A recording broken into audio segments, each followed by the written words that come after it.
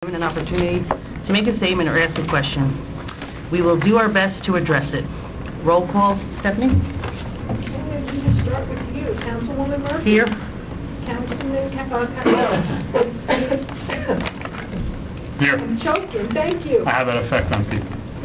Don't take it personally. No, no, no. Councilwoman Bastide, not at present. Councilman Mignon. Here.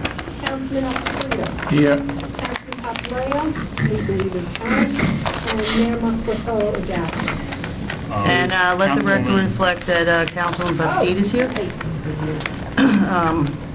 I will read the New Jersey Open Public Meeting and River Edge Mission Statement. The New Jersey Open Public Meetings Law was enacted to ensure the right of the public to have advance notice of and attend any meetings of public bodies at which any business affecting their interest is discussed or acted upon. In accordance with this act, the Mayor and Council of the Borough of River Edge have caused notice of this meeting to be published by having the date, time, and place thereof posted in the Borough Hall, and notices have been sent to the Record and the Ridgewood News. The mission of this governing body is to provide essential services through the establishment and implementation of public policy that will safeguard our infrastructure, provide honest, courteous, and professional services, and establish a sense of trust and accomplishment with our residents. Through research and prudent planning, we seek to minimize risk while improving our services. We are sensitive to the needs of our taxpayers while realizing that this governing body cannot be all things to all people within the revenue constraints imposed by state mandates, economic conditions, and prevailing attitudes about taxation. Adequate notice of this meeting has been provided by sending notices on December 21st, 2012 to the Record and the Ridgewood News by positioning on the bulletin board in the lobby of the Borough Hall and filing a notice on the same with the municipal clerk. And that's it. So first off, Mr. Costa, he's got to be at another meeting, so if you could come forward. That's what it's ready because of us. I'm here as long as you want me for. I like asking a lot of questions. I'll save it. I feel your love. Thanks. Yeah, I got it. You should. We can share. No, I think we can share. Thank you. you got too many. Good evening, members of the council. I think it was a few weeks ago, Alan asked me to come here for Fifth Avenue. Just for, Madam President, if I may, just for the opportunity of the council to ask you any last-minute questions. Right now, our application is before DOT. Correct. And apprise us as to what's going on there. But if they have any last-minute questions, because you have come before us and spoken about this project on Right. several occasions. So this would be the last opportunity before we go out to bid on this.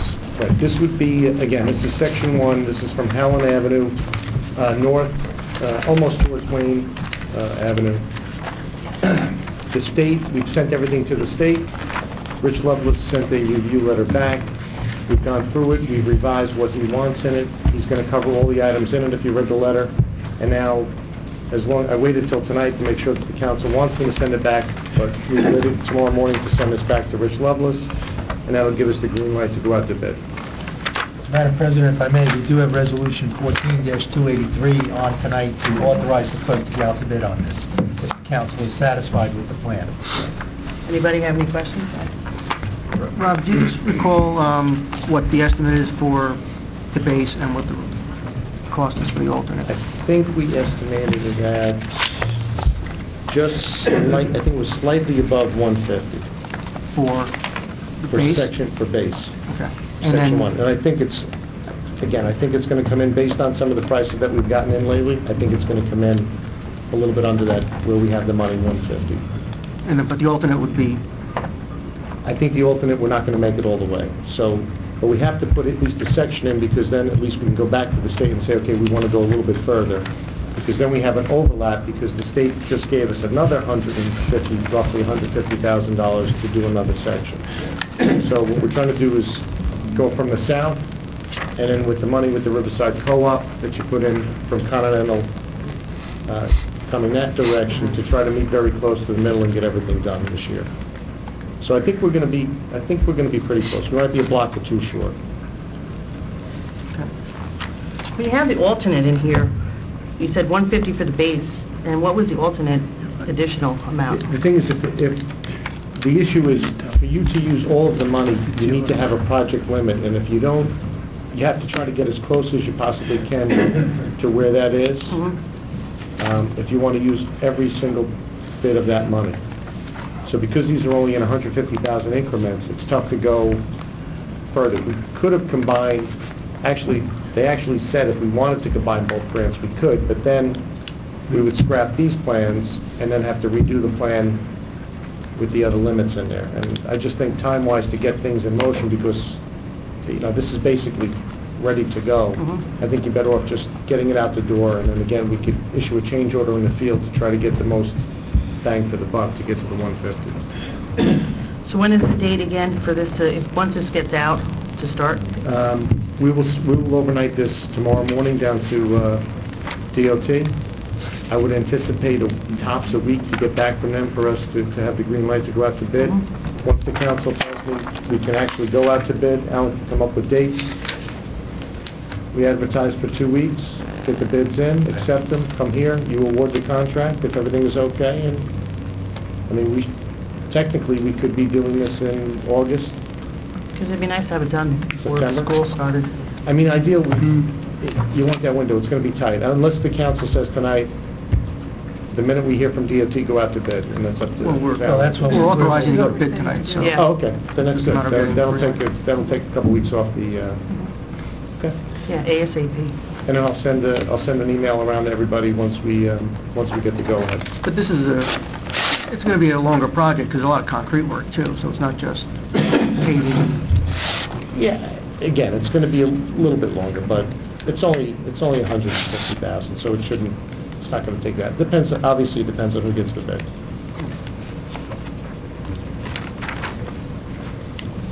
I think it's ready to go. Could I just ask a question?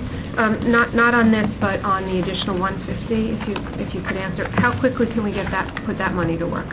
Field work is complete. I'm drafting up plans. I could try to push this along. I could probably get that in motion and get it down to DOT 2 to 3 weeks, maybe say 3 to 4 because of the summer. If there's a couple of So can these kind of be Yeah, I was like gonna say, run can we be in a into each position other? to run one Probably into the want to other? be the fall, maybe the spring. That would be my guess. Completion dates, maybe? Well, I don't know. If we push it fast enough, and if Rich Lovelace says okay, How different is that 150 from this one? How different are those plans? Doesn't sound like they would be. no, it's just another section. But Right. you still have to go through all the motions. course. It's got to go down. It's got to get approved. It takes a little bit We of need a time. funding ordinance, Madam President, if I may, we need a funding ordinance for that second 150. Correct. Which is a 60-day process. We're going to have special assessments involved on that, there's notification requirements, so that's going to slow everything It'll slow down. it'll slow it down, but the faster that Alan can does his administrative stuff, we can go side by side. Our plans will be ready to go. So the minute he says the money's in play, I'm saying spring. okay. But you're probably right, Alan, but what we need to make sure is, I think I mentioned at the last meeting, with the Riverside Cooperative, we're going from Continental South. to we know to Voorhees, and then I said, there's 20, We might be able to 30,000. go a little bit further. We need to go a couple blocks. What we need to be absolutely certain is that we need to make sure that We're when not we gonna- do we're phase not gonna- 2, we're not gonna overlap. it's got to meet. So we have to get from probably somewhere from Wayne up to probably Kensington, wherever we're going to get this year. So we got to make sure that whether it's phase 2 plus whatever money the council has to add, all of it has to be finished. We can't leave 2 or 3 blocks out. I think if that's the case, then you're probably going to be in 2015, because Because you can't do 80% of the street and leave 2 blocks, undone. It's going to be, Yeah, that wouldn't make sense. that's usually an issue. so. There's usually 2 issues. If you do sidewalks, like we're doing some road work on Leonia right now, and it's a pick and choose. Okay, we're going to do this sidewalk and not this one. And that creates beyond controversy. So if you're going to do sidewalks, and I know that some people came up, they don't want to do it, you're better off doing all the sidewalks, because then you don't have one neighbor saying, oh, now it looks good, I want it done, I don't want it done, it should have been done. It takes all of that out. We're going to have that anyway, because we're not doing sidewalks from Continental. I know, and that's so the reason we'll have I'm to deal saying with that that. if it happens. But Right.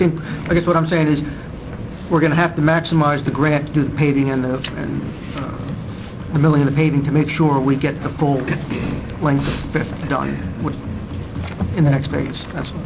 Madam President, if I may, please keep in mind, we got Section 2, but we also have a discretionary application Still in with play. the DOT for that final phase, and Rich Lovelace, the DOT representative, told me that once we get the bids in on this, to resubmit the discretionary application with up-to-date information.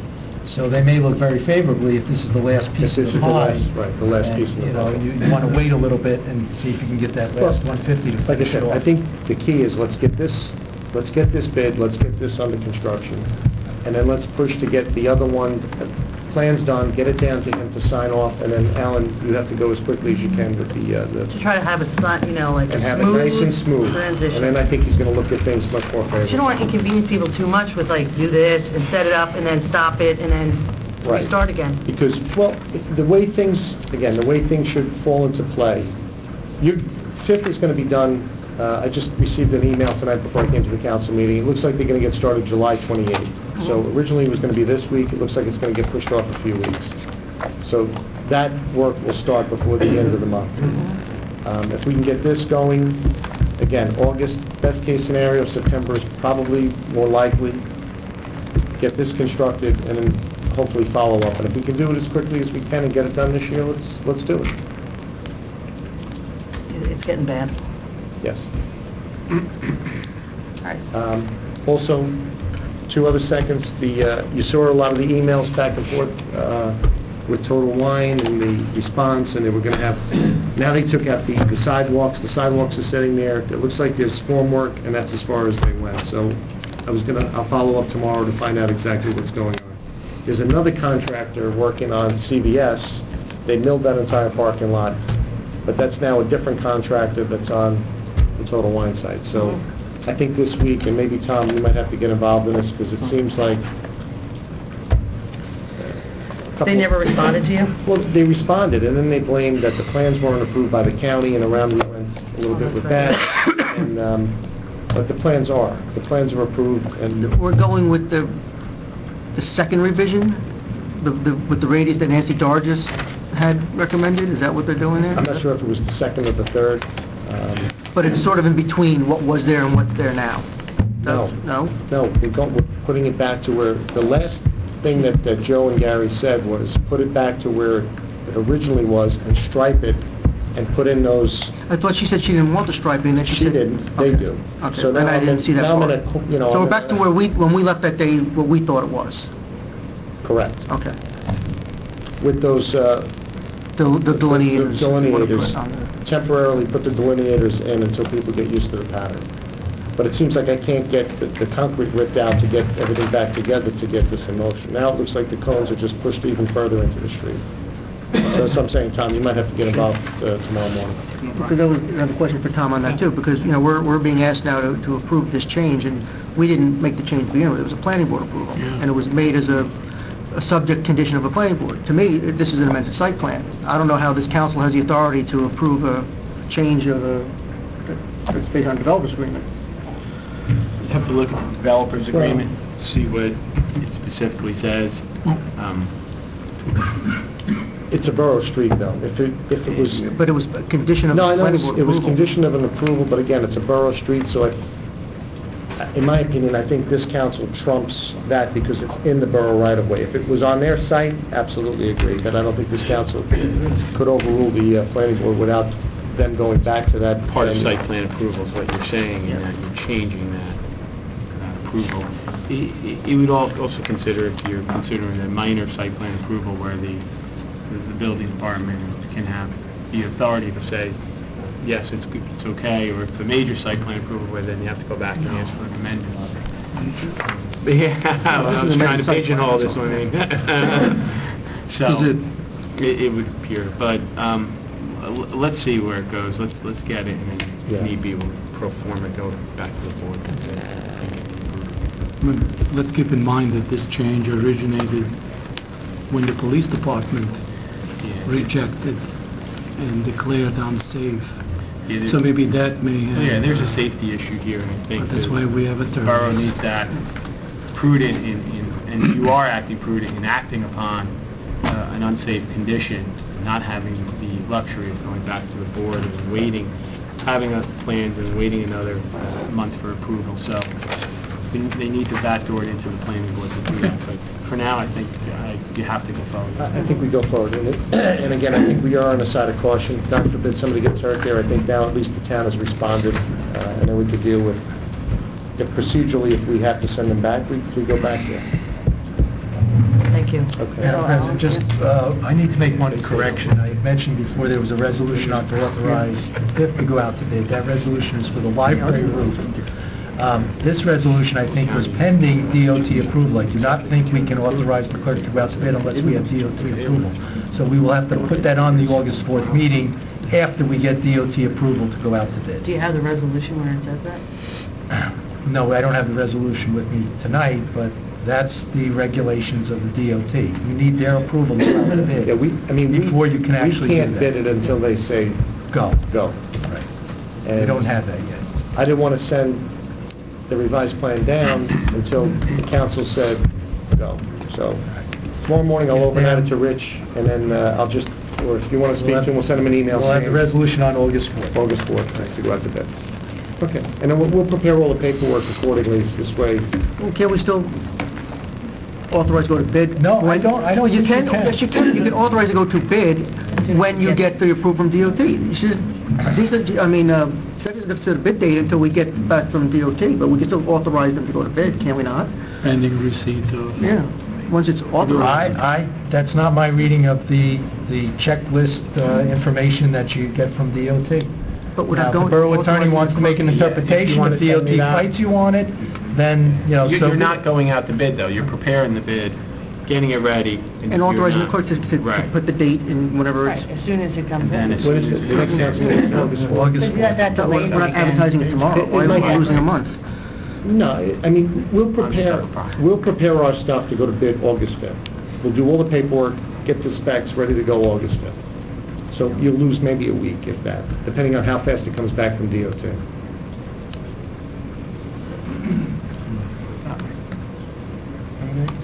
I mean, I still have to set, find them, I mean, there's still a little bit of, it's only a couple of days worth of work, really, if that. Okay, so let's go with that. Just, as soon as possible. Okay. Any other concerns, any troubles? No. From now on, I will have hair and makeup done. I think you should have some with you at all times. You never know when the paparazzi might, strike. Thank you very All much. right, thanks, Bob. I hope we get it done before the asphalt. Yeah, just put it off to the side, that's fine. Okay, so we have the Borough Administrator's topics. The first one is library roof plans and specifications. I see Mr. Police here, and it looks like he's going to speak to that.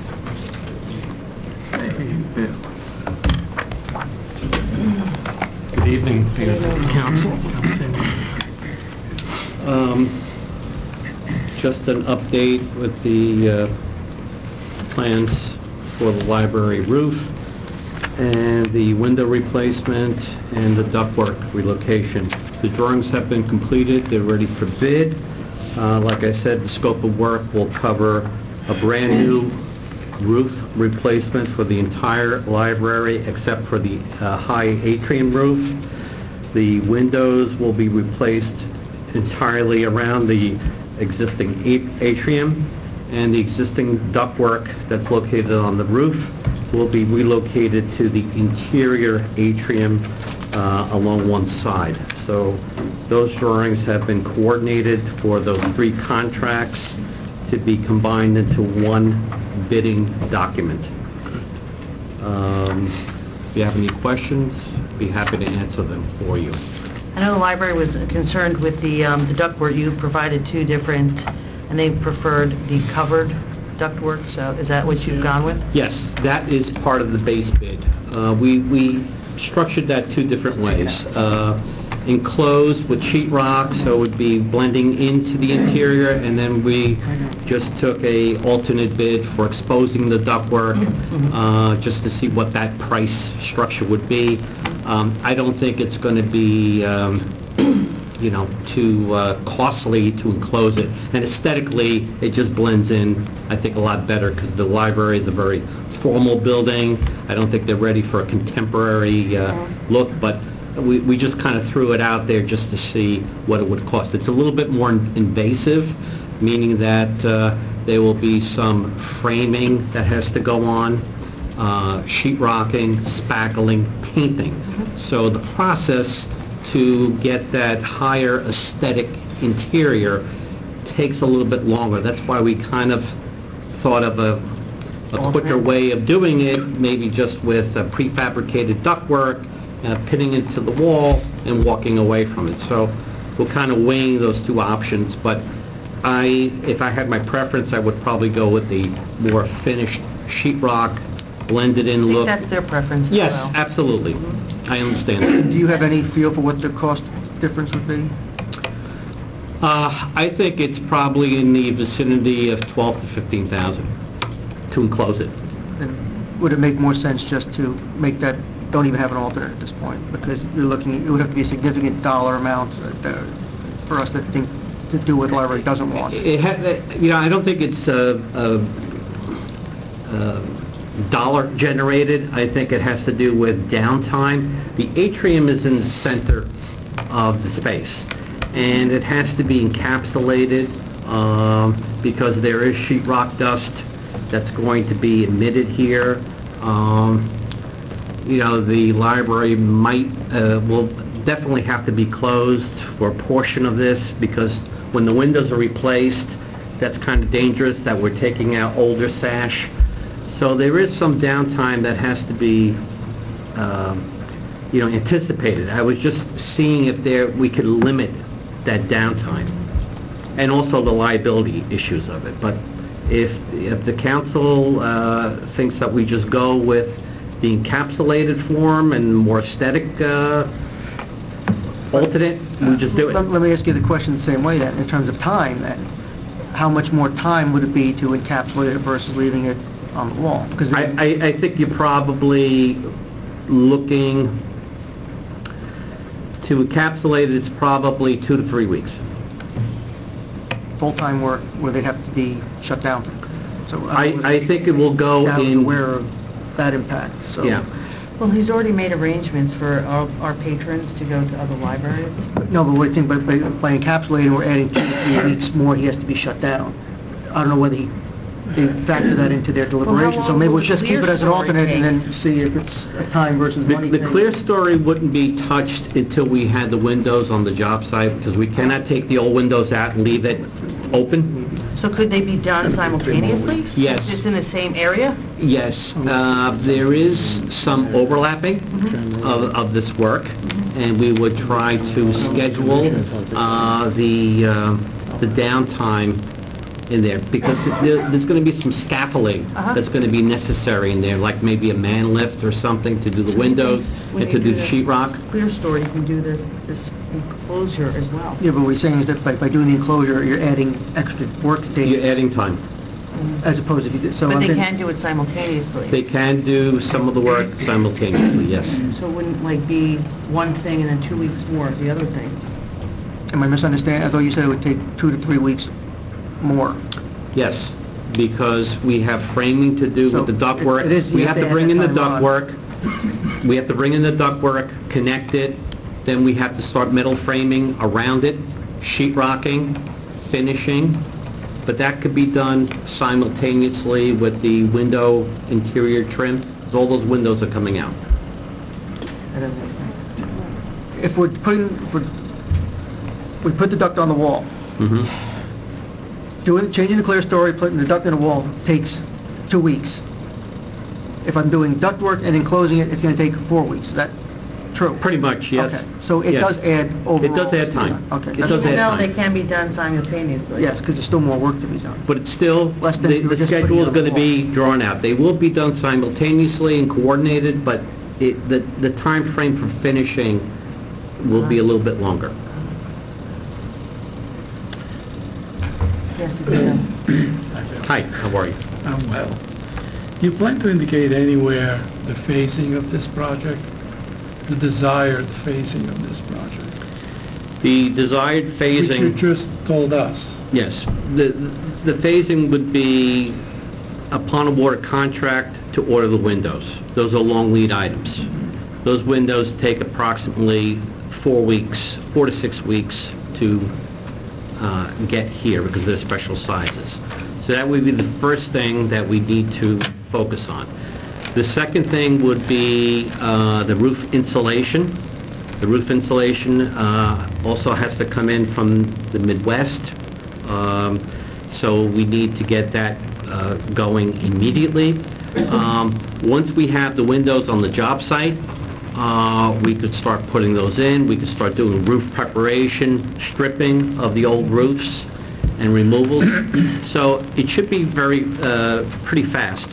There's really no long lead items. No, I didn't mean that. Will we spell out Yes, definitely. for the bidders what is the phasing that we would like to see take place? Yes, we could do that. That would go in the bid documents, a schedule. Then also, I plan to have a post-award meeting at the job site to reconfirm all those schedules and also coordinate with the library, shutdowns, noisy periods of time with the contractor, because there will be some disruption there.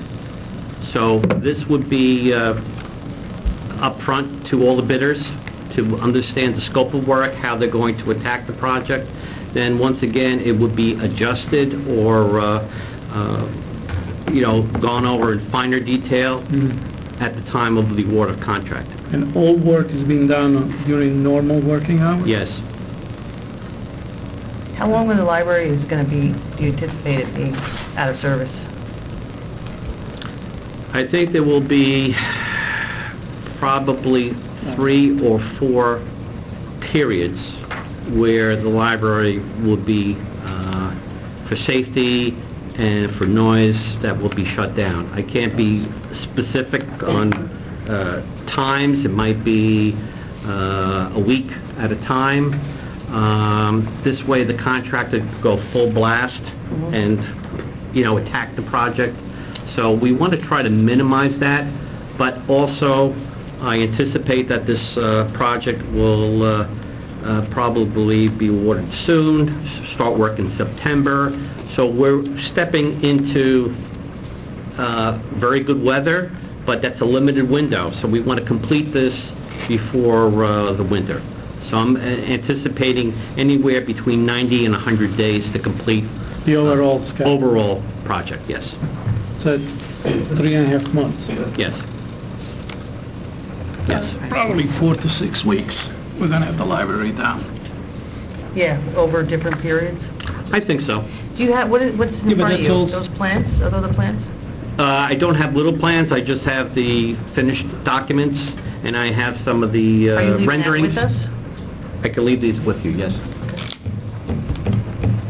Does anyone want to take a look at the plans now, or do you want to wait till later? Are we ready to go to bid? I guess that's the question. Yes.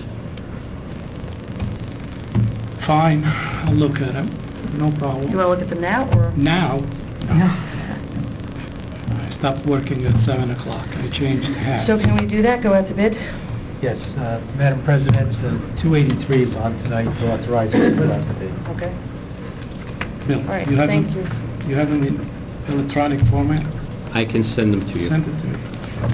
Let me have a card, Yeah. and I can send you electronic. Save it 3.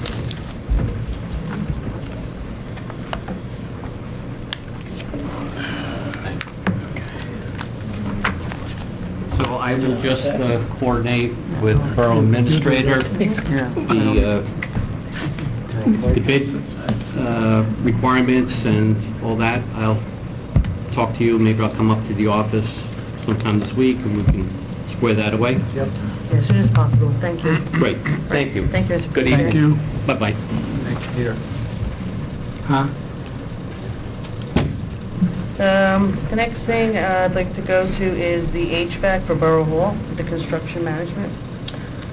Yes, Madam President, we had indicated to the council that if they felt it was necessary, the engineer could provide once per week coverage for an inspection service at about $400 a week for 12 visits, or another $4,800. You could, of course, double that if you wanted to. We do have a pre-construction meeting scheduled for tomorrow. If you want to wait till August 4th again to see how it's going, you can do that, or you can make the decision tonight, in which case we would still have to amend his contract probably on August 4th for that work. So this was the opportunity to have a little bit more frequent inspections than was previously covered. Does anyone have any comments to that? I would suggest that we should consider extending the contract administration of YMP to once a week, and that weekly visit would occur when the weekly meetings take place with the contractor and any other subcontractor that the contractor may choose to employ. The result of that is then we can ask YMP to prepare a weekly minutes of meeting / report that becomes part of the record, and that includes any observations, recommendations, and whatnot that he may pick up during his weekly inspection. So it's not just a visit, it's in, Well, it's pretty we'll good use the record. word inspection of the work. So, and I don't think I would go to more than once a week unless the contractor proves to be a complete failure. That way, if you can nip it in the bud quickly, if there's problems right off the bat. No, a week seems like a long time, but it goes by fast. Yeah, no, a week is fine. Everybody else have any thoughts? I'm sure that Mr. Patel will come up Yeah. if there's extra things. Sometimes you maybe have to be here more than once a week if a certain part of the project is going on, and he's a professional. He knows when the key, but the key milestone. There's certain parts where he knows he needs to be here, and if that happens to happen in one calendar week, I don't think he's going to say I'm not coming to until next week. So I think that's We do once a week, Once a but- week, he's guaranteed to be here once a week. We don't want to be a nickel and dime either. Yes, exactly. Now we're professionals. If we could have that in form of a motion, second and all ayes, we'll take care of that. All right. So I'll make a motion that we extend the contract administration of YMP Engineering during the construction for the replacement of the HVAC system at Borough Hall to once a week, and that date be same as the weekly meeting that will be held here on site by the contractor, so YMP can preside over those meetings and write minutes, reports. So he should have a weekly status meeting, so John Lynch or Alan should also make sure they're there with these We'll status do it all at reports. once. I mean, it's a very... Yeah, we don't want him meeting in the hallway with the contractor, what you do this week, and call that a status meeting. It's a You want to have It's a formal meeting around the table. That's not part of the motion, but it's a formal meeting. But Alan can make that, I'm making it part of the Yeah. instructions to the engineer. Usually, first you meet around the table, then you get Yes. up and you walk the job site, and you come up with a list of items that a contractor will have to take care of by the time you meet again the following week. It seems like it makes sense. So Vito has made the motion, and I'll second the motion. Ed is going to second the motion. All in favor? Aye. Thank you. Thank you. Number 2 and number 3, we do have a full schedule, and I'd like to stay on target for 8 o'clock. Does anyone have a problem if we push that off to next meeting? Okay, so we're going to table 2 and 3. I see that we have our OEM director, Tom Smith, in-house, and we're going to discuss Fire Company 2 generator. Thank you, Tom, for coming. Good evening. Just real quick, because it'd be interesting or helpful for you just to have a quick background. The generator is approximately 25 years old. It was installed back in 1987-88 timeframe. It's set up on a very low-level platform right now, only about 6 inches off the ground. The generator is powered by actually an automobile engine. At that time, I don't know whether they're doing that nowadays, but very similar. And we added a shed roof to it after it had been installed. It's two reasons I came in last year or whatever and asked for this to be upgraded. One is that we've had significantly more faults with the generator not starting when it's supposed to. We have a service contract on it. They come in, they tinker with it. We get the cabinetry on the old system is pretty much open. It's not sealed. That's why I had put the shed roof on after we did it, because we wanted to keep as much rain off as we could. And it's also been exposed to some flooding in that area. So the newer generator has cabinets where there's very, very little venting in it, and venting's up higher, so that will hopefully would eliminate that problem. So we've had problems with rusting. The last time was the circuit board needed to be repaired because of contact degradation and so on and so forth. But anyway, it's still 25, 26 years old. The plan is, if it's approved, is to put a concrete platform up, which will be 3.5 to 4 feet off the ground, so that the water situation that has occurred in the past will no longer be an issue with the generator. And the shed roof that will go over it will be more of a all-around 100% coverage from top to bottom. And the cabinets on the new design have very, very, very, very few vents. And the fact that it's going to be up 4 feet will not, the water getting in will not get in that way. So we feel that the bigger problem we have, which is, the age is one, but the damage from the water constantly getting in there and so forth, has created a larger problem. That will be eliminated by putting it up in the air and having a larger roof than we have currently. So we've had this approved for at least a year or more. I'd really like to move forward with this. The worst time of the year in terms of power failures for River Edge is September through November. We get occasionally, in the spring, but it's mostly late summer and into the fall weather. The funding is in place as far as I know, and this is probably going to cost, we'll have to go out to bid because of the cost. So there will be, but I've gone over the specifications not too long ago to make sure that they were up to date, and there was some changes, and I believe they've all been made. So everything should go pretty smooth, and my understanding is that the funding is in place, so that just needs your final approval. Alan, what was the funding? Was this like We have, $40,000? in 2012, we have $39,000. We were a little bit delayed because we explored some grant opportunities. As you know, with Sandy, there were some grant opportunities, but Tom can speak to that. They haven't really materialized, so we feel we're at the point we've exhausted those, and now we should, applied for Yeah, for this? 3 so far, and the generators generally are going to those towns that have flooding situations around this part of the area. So Moonachie had gotten it. Moonachie, Little Ferry, but even Little Ferry. New Milford has received funding in different areas because of the amount of excess flooding they have versus what we have. We have inconvenience flooding. They have really, really problems. And Little Ferry was out of their firehouse for 9 months at least. Round 2, though, round 2 of Sandy money is coming out in the guidelines. Those guidelines are going to be less restrictive than round 1, and it's for, I don't want to say the inconvenience flooding, but you may want to take a look at the round 2 guidelines. Well, I think we've been through round 1 and 2 several times already over in past years. But not Sandy, right? And I clearly asked the question straight up at the last county meeting. I raised my hand, I stood up, I said, I've been putting in applications early and complete for the last 3 rounds.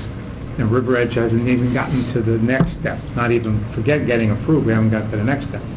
And bottom line, they looked me in the eye and they said there's a lot of towns that have it a lot worse, and there's a lot of towns that have more funding issues than River Edge does. Which has been addressed in round 1, that's what I'm saying. Round 2, I know they were looking for a lot of repetitive loss in round 1. Round 2 is going to be a little bit And we more, haven't had that right. kind of repetitive loss Maybe like relaxed. other towns have had. And I may have the guidelines. I can submit to you guys to take a look. But I guess, I don't know, because we were in round 1, so I didn't really pay much attention to round 2, but I This did. is the Sandy pot. It's the Sandy one, yeah. I know, but they've been waiting. I think, first year of the council, we authorized Costa to do the design to raise it, so this is Well, that's 4 already years in the done. making, so... I mean, that's been done. This is different money. Yeah, no, I know, but I said, but the whole process, the project... Oh, yeah. Which works to your advantage, that you have, I mean, Sandy money needs to be spent right away. You have a shovel-ready project. We do. I do what you want me to do, but I've just based on this is my 15th year in emergency management from the first time and then this time. River Edge hasn't been very blessed with, because there are many other towns that either in worse condition area-wise or worse condition financially. Could we make the grant for the barriers you talked to us last year? We already allocated the money for the generator in 2 budgets ago. But you had come to us last year asking about those inserts for the doors. Maybe that should be the subject for the grant, not the I'll put anything generator. I don't in. know, just because that was something we were... Yeah. So if we spend the money now, at least maybe we'll get the money, and we don't have to put that money in the budget for those... And just so you know, with the building, which is affected by this too, the same flooding and everything in Company 2 has been raised. The entire kitchen has been raised. There's nothing on the lower level of there. All the cabinets, everything is on either wheels or been raised. There's the only thing we don't have is what you would talk to me about, which would be the plungers that would seal off the drains, which would then be another thing. We've been sandbagging. Everything has been tiled where before it was sheetrock and so on and so forth. So over the years we've done a lot of that to eliminate that kind of problem. So the only real issue we have now, as far as the immediate, is the generator and the fact that if it doesn't work properly, we're out of the building. Because we don't have 2 generators, we have 1 generator. And then then we move up here and we stay. We can't put everything in that building. But I think that's another whole situation. But I will gladly look at those steel doors again. There was also these booms. It was some kind of, wasn't it like an absorbent type of thing that you could deploy to...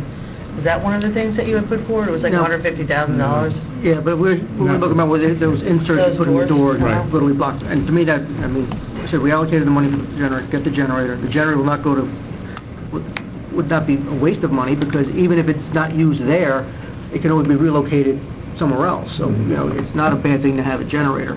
And then if we're doing grants, then you apply for the second layer of protection you would recommend it, and those door inserts, and Right. we see if we get funding through the grant for that, since that seems to be the timing for the grant. Because, like I said, I mean, I brought that up at the last council meeting. I'll be glad to run that through as a grant application for the county. Put together a 5 to 10 year history of what the damage we've had down at that fire station, and I know it's all documented very well, so we could easily send that along, and hopefully that would make that an application that could potentially be looked on more favorably. Does anyone want to make a motion to go ahead and put this project out to bid? I'd make a motion to put the fire company number 2 generator out to bid with the funds allocated in 2012. Second. Oh, you're second? Well, the specifications are already completed, I'm pretty sure, so it'll be just a question of maybe updating them and then going out to the bid. Yes. Question, the money that was set aside, Mr. Costa had the opportunity to estimate his own work, and that's how we arrived At the number. at the money that was put aside. So it's 2 years ago. Okay, the only other caution is, let's make sure that we built to the FEMA base flood elevation, and I'm not too sure that those maps have been issued. So, whatever they assumed 2 years ago... Well, no, the FEMA map, there were no recommended changes for that area. For this area, Correct, okay, yeah. good. Yeah, they didn't change the flow. Fine, thank you. Okay, Tom, so... All right. Thank you very much. Thank you. Appreciate it. I'd like to jump to number 5, the draft of complete streets ordinance, since we're running out of time. We have a resident. Oh, okay, I'm sorry. We'll deal with number 4, 165 Adams Avenue. Councilwoman, this is, last we were here, we were waiting for the report from Mr. Skurbitz. He provided us with a report June 23rd. I believe everybody does have it. At that point, he did a, I've never received a you copy. don't have a report? All right, that was circulated email? via email. In the Nobody had that? correspondence? I did see it, No, I didn't You see have it. it? It was an email. I did see it, yeah. It was an email that was I got forwarded. Okay. But she did. Well, I Okay. can hand it to you from here. Well, I think Stephanie has a copy. Thank you.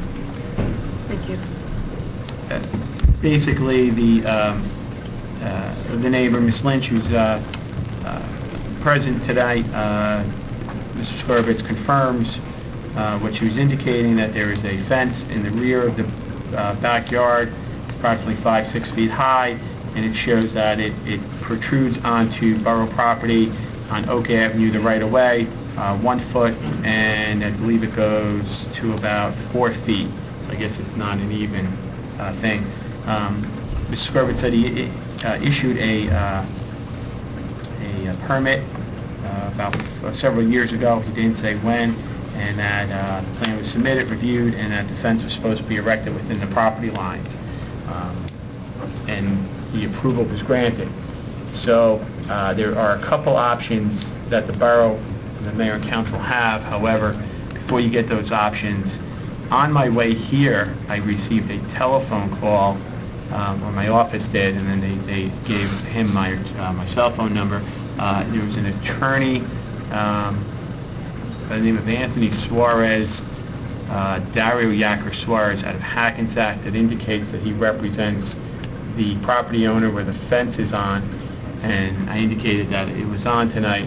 He was unaware of it, and that I believe it's an ongoing litigation. She just told him about it, and that he asked for the courtesy that before this mayor and council acts upon anything, that he have the ability to either address the mayor and council or to submit something in writing, and I'm going to assume he's going to request a license agreement to permit the fence to remain there and the reasons set forth on there.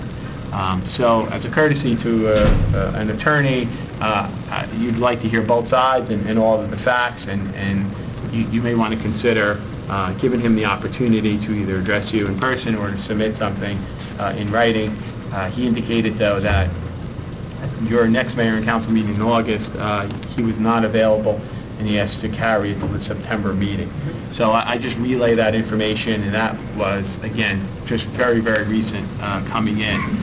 Your options are to have the property owner remove the fence, or to, if they ask for a license, to grant them a license, which you've done in the past in specific situations. But I would, now that there's an attorney involved, you may want to hear their side of it also and give him that courtesy, since you've heard one side. Did I Mr. would recommend Skorvitz that. interview the homeowners?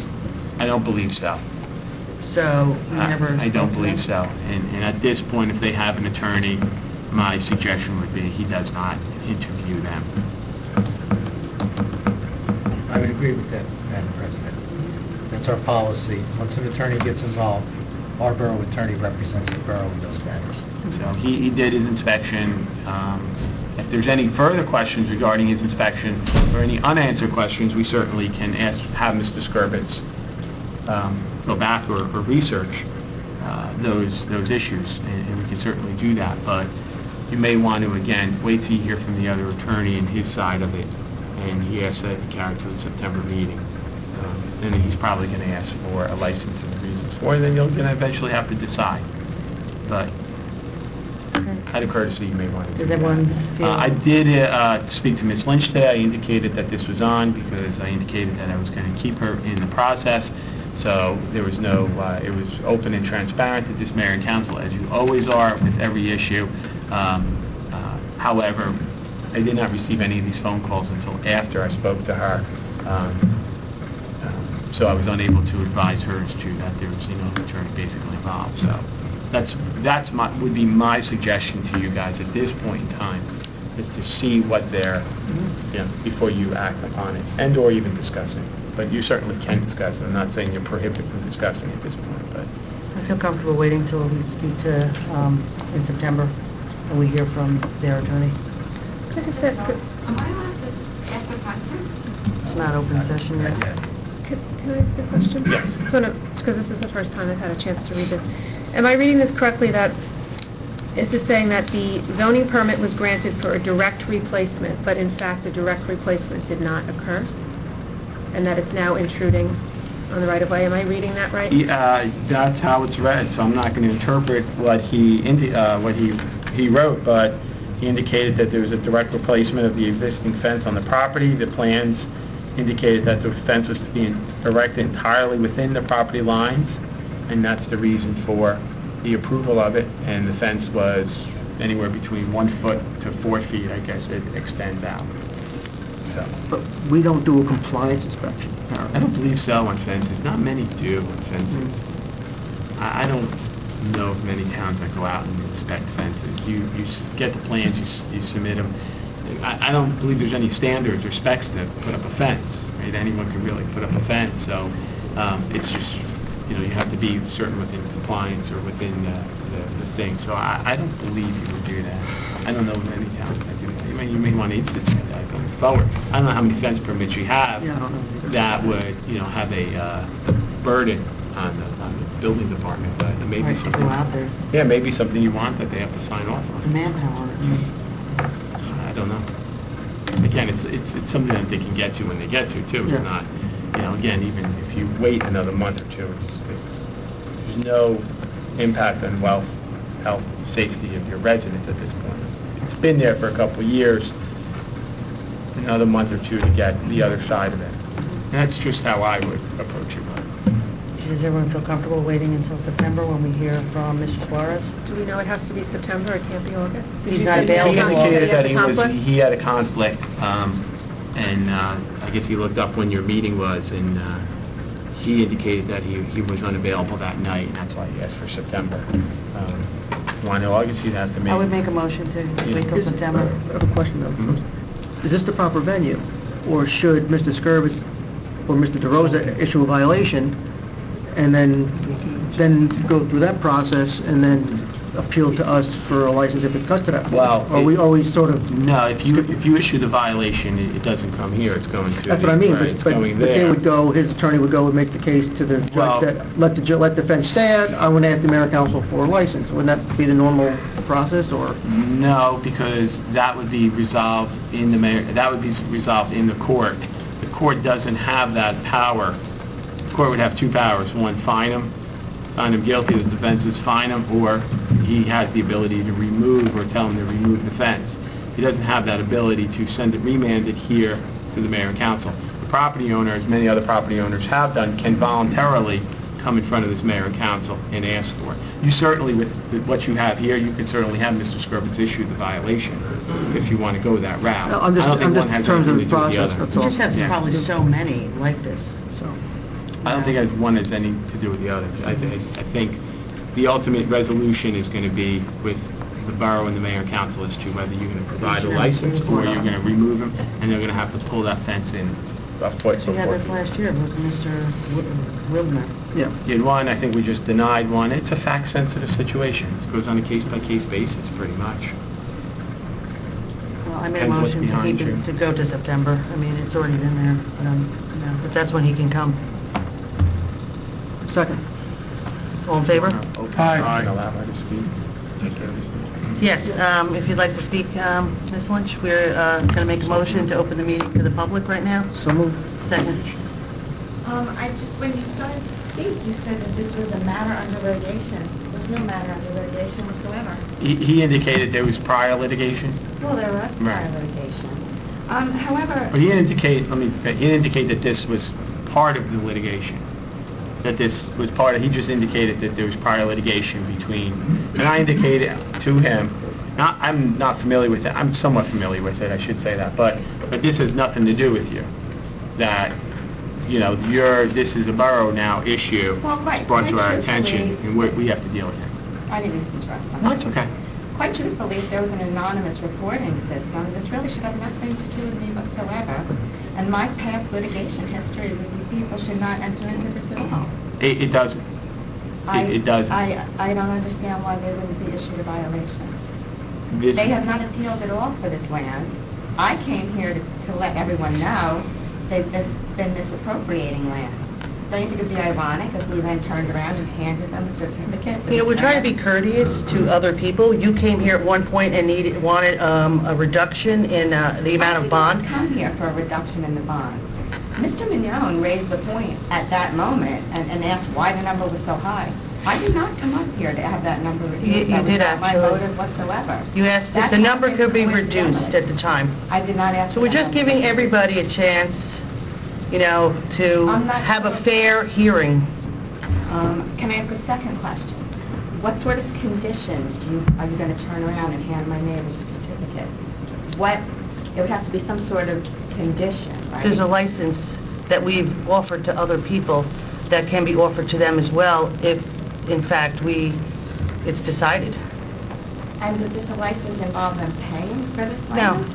It's Being taxed on It's a this hold land? harmless. It's a revocable license, basically, that the fence remains where it is. The borough at any point in time can ask them to remove that license, remove that fence, and to revert it back to where it was. The borough is aware that it's infringing on the property, but because it's a de minimis infringement that they're going to allow it.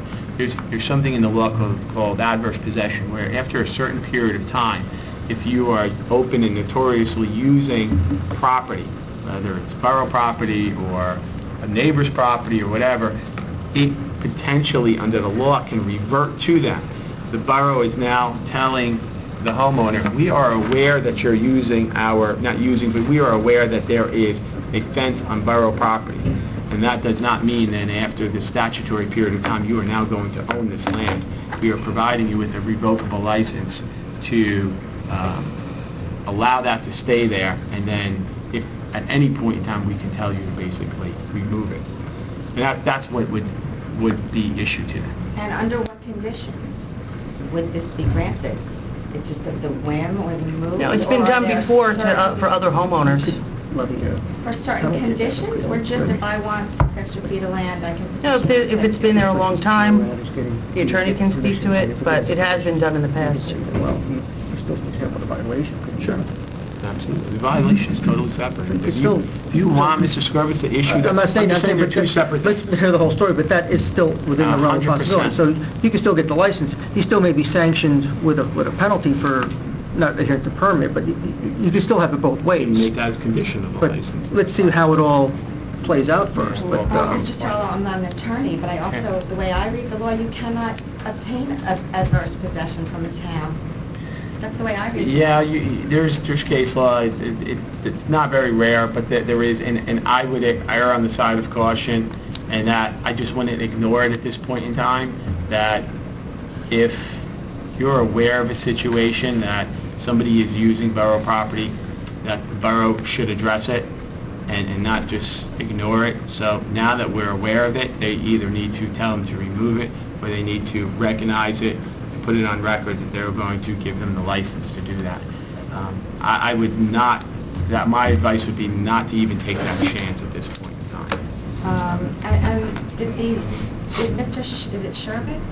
Did he address Service? Did he address not just the fence line, but then all of the shrubs and plantings that they are extending further?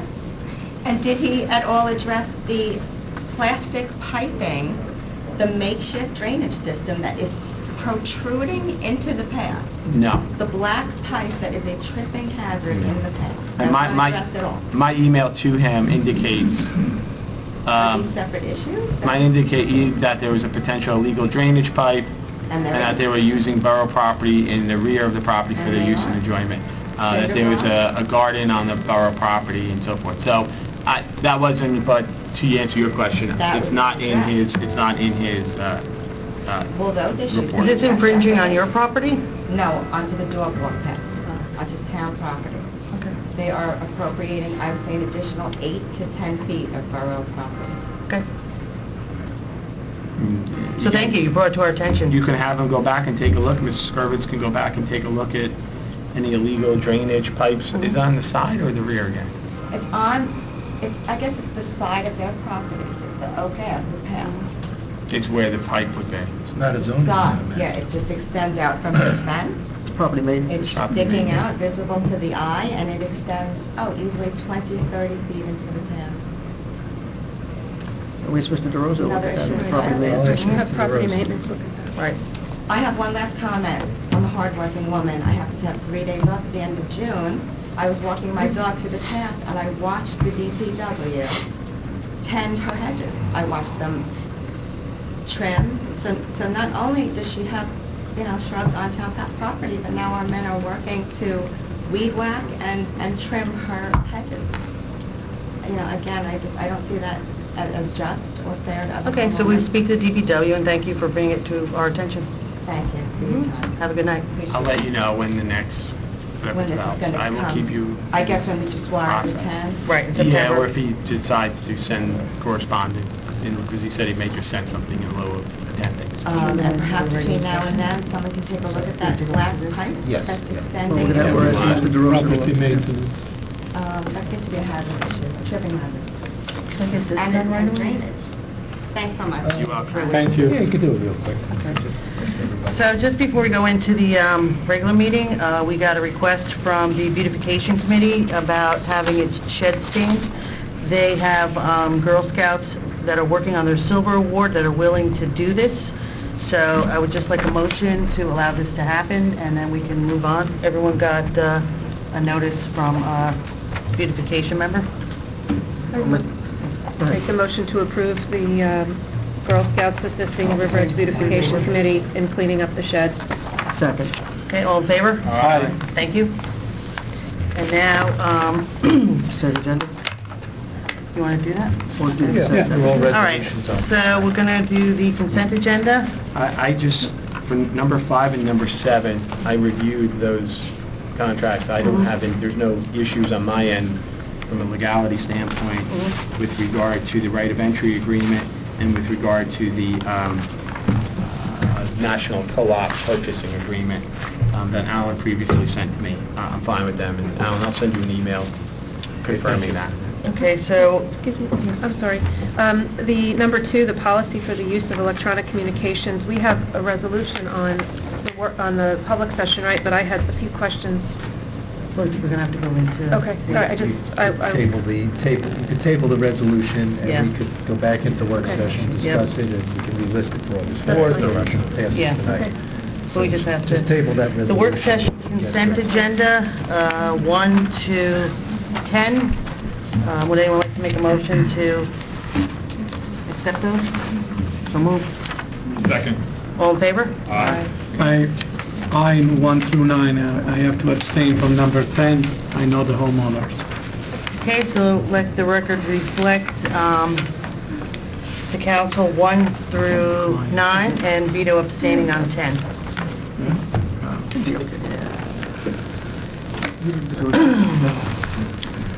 Calling the meeting to order of the regular meeting of the mayor and council, Monday, July 7th, 8 o'clock. If everybody would please stand for a silent reflection, and if Mr. Fazio would lead us in the salute to the flag. I pledge allegiance to the flag of the United States of America and to the republic for which it stands, one nation, under God, indivisible, with liberty and justice for all. Thank you. Stephanie, if you could give us a roll call. Councilwoman Murphy? Here. Councilman Patullo? Here. Councilwoman Batiste? Here. Councilman Young? Here. Councilman Freya? Present. And Councilman Papaleo, who's out here, along with Mayor Mascaretolo. So, I'd like the approval of the minutes of the mayor and council regular meeting of June 16th, 2014. So moved. Second. All in favor? Aye. Approve the minutes of the mayor and council work session meetings of May 19th, June 2nd, and June 16th, 2014. So moved. I have to abstain from, I can second the June 2nd and June 16th. I was not here on May 19th, so. Okay. I'll second that one. Okay, so Vito, everyone is going to approve, and Ed will abstain from May 19th. Correct. Yep. All in favor? Aye. So we have some proclamations and awards. Is Dr. Aaron Degenhardt in attendance? Very good, come forward.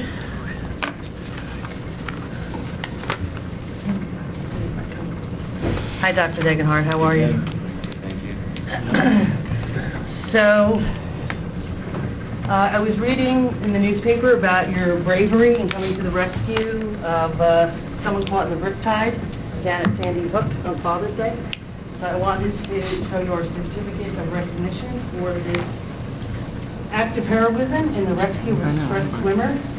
Councilwoman, Yes. is that his Is that your family? Yes. Oh, Why don't you that's invite family. them, invite them up?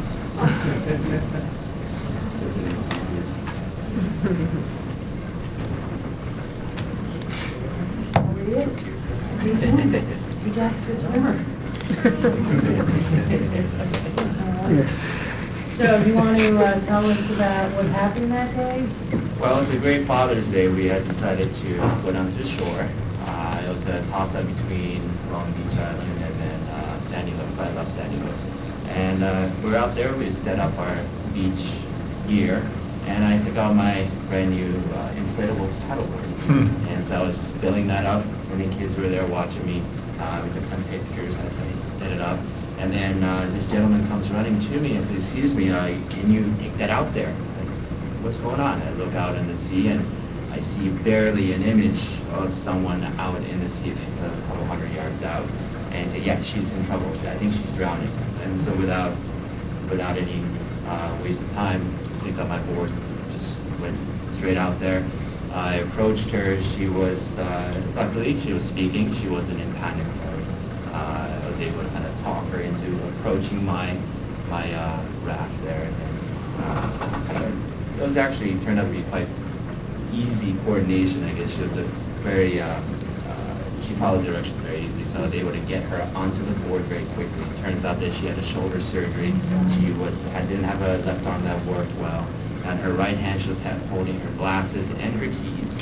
Out in the water? Out in the water. Wow. I said, "How did you end up here?" She said, "I was just swimming, and then the waves the current just took me out." So I was able to get her on the board. She didn't have any other medical problems. Unfortunately, she didn't have any family members or friends. She was just there alone. So we got her back onto the beach. Said that she was medically fine.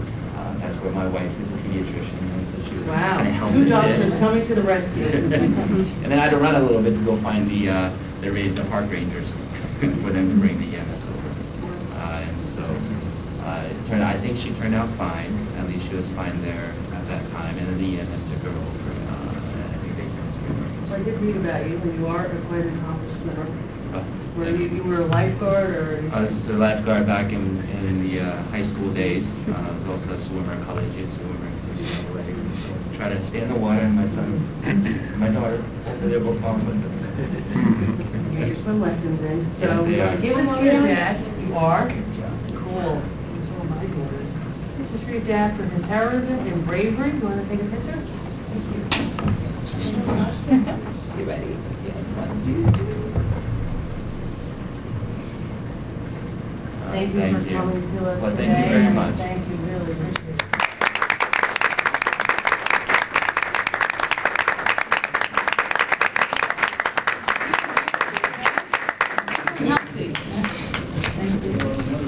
Thank you. Well, maybe we should trade him for the kayak race. I was going to say, if I had a kayak out there, I would have been great. All I do is lose, so... His dad used that swimming pool. So, right now, we'd like to open the meeting to the public on any issue on the agenda. I would like a motion. So move. Second. All in favor? Aye. Okay, madam, if you'd like to come forward Sure, and identify yourself. sure. Here's my name.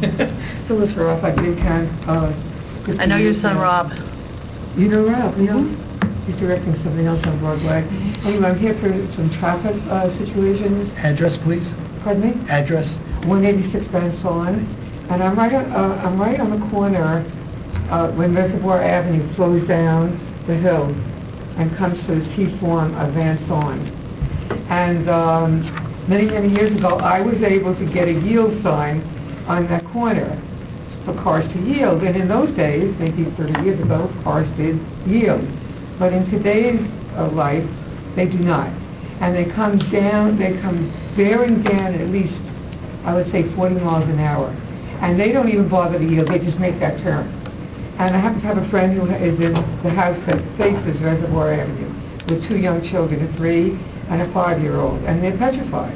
And I have been there in front of their home, watching the cars come down, and it's really horrendous. So I was told at the time I got the yield sign that the state would not give a stop sign there. But a stop sign is on Cleveland and Lozier, which is not even a street that hardly anyone uses. Cleveland comes off Howland, and when you get to Lozier, there's no traffic there. But there's a stop sign there. And the reason there is a stop sign there is there was an impaired child who's all grown up now. She's probably a teenager. But in those days, which happens to be about, maybe the sign is there 12, 15 years, she was young. And they were able to get a stop sign. The parents fought for a stop sign. So I'd like the borough to see if we can get a stop sign on that flow down on Reservoir Avenue, because there are little children there. I tried getting it when, what was her name, Allenham, when her husband died of the 9/11. Her husband was killed in 9/11, and she had 2 little children. We tried to get a stop sign for her because she was on the corner there, and nothing happened for her. So I think maybe it's time before someone really gets hurt to address that situation. And the other situation I have to address is the one that I talked about over a month ago here, that little jut-out handle that now comes from the marginal, and I make the right turn to go to Bogart Road to my home. And now I'm thrust into almost oncoming We traffic. just had our borough engineer here talking about that and how the ways we're going to remediate it as quickly as possible. Okay, so Work you- has been addressed. It has been And addressed. further work has to be done. Yeah, but I spoke about it over a month ago. The stanchions are still there. Nothing has been done in a whole month. And someone's going to get hurt there. That's what I'm concerned about. Because I use the marginal every day. They got their concrete slab, sidewalk slab. It's in the process. Yes. We're talking to there's a lot of issues. We're talking to the developer about changing it. He was approved for one design and construction. However, that design and construction is no longer feasible, and the mayor and council has been swiftly, as soon as they found out that there was a safety issue, they have swiftly acted with the developer about changing it. The county's involved, there's some other agencies involved, so Okay. a month nothing being done. There are things being done. A lot of it's being done behind the scenes. You may not see the Sure. shovel in the ground, but... I'm just concerned. That's fine, and the lot of mayor and cars council is coming very here. concerned too, and Yeah. it's actually moving, believe it or not, at lightning speed. Great. That they're I acting love it. upon. It may not seem it to the public, but Okay. it is. And Okay, I so believe you're there's some, the engineer indicated that there's going to be some follow-up phone calls tomorrow about trying to get the construction back up and started tomorrow. So we're aware of it. Yeah. It's on. It'll remain as a topic every month at the mayor and council meeting until it gets resolved. Okay, well, thank you. I appreciate that. Thank you, Ms. Roth. Okay, anyone else in the public that would like to speak on any agenda item? If not, then I'd like to make a motion to close the meeting to the public. So move. Second? All in favor? Aye. Okay, we have the appointments and personnel changes. Approve the salary increase of Maureen Murphy, tax collector, from an annual Step 2 salary of $42,063 to Step 3, $44,260, effective July 1st. So move. Second. All in favor? Aye. Approve the salary increase of Peter Stitz, mechanic, 2, in the Department of Public Works, from an annual Step 1 salary of $59,741 to Step 2, $61,135, effective July 22nd. So move. Second. All in favor? Aye. Approve the appointment of Thomas Wall Esquire, 115 River Road, Edgewater, New Jersey, as alternate public defender at an hourly rate of $85, not to exceed 4 hours, retroactive to 7/1/2014. So move. Second. All in favor? Aye. Approve the hire of Catherine Solomondo, 236 Fern Street, Washington Township, as part-time clerk in the Department of Public Works, effective July 8th, 2014, at an hourly probationary rate of $15.74, not to exceed 20 hours per week, with a 6-month probationary period commencing on the first day of work. Someone make a motion? So moved. Let's hope that she makes it to 20 hours. I know. Maybe she might work like 18 hours next time. Second. All in favor? Aye. Approve the salary increase of Patrick Diamond, Patrol Officer, from an annual salary of $29,183 to $37,142 due to second-year probation effective July 23rd, 2014. So moved. All in favor? Aye.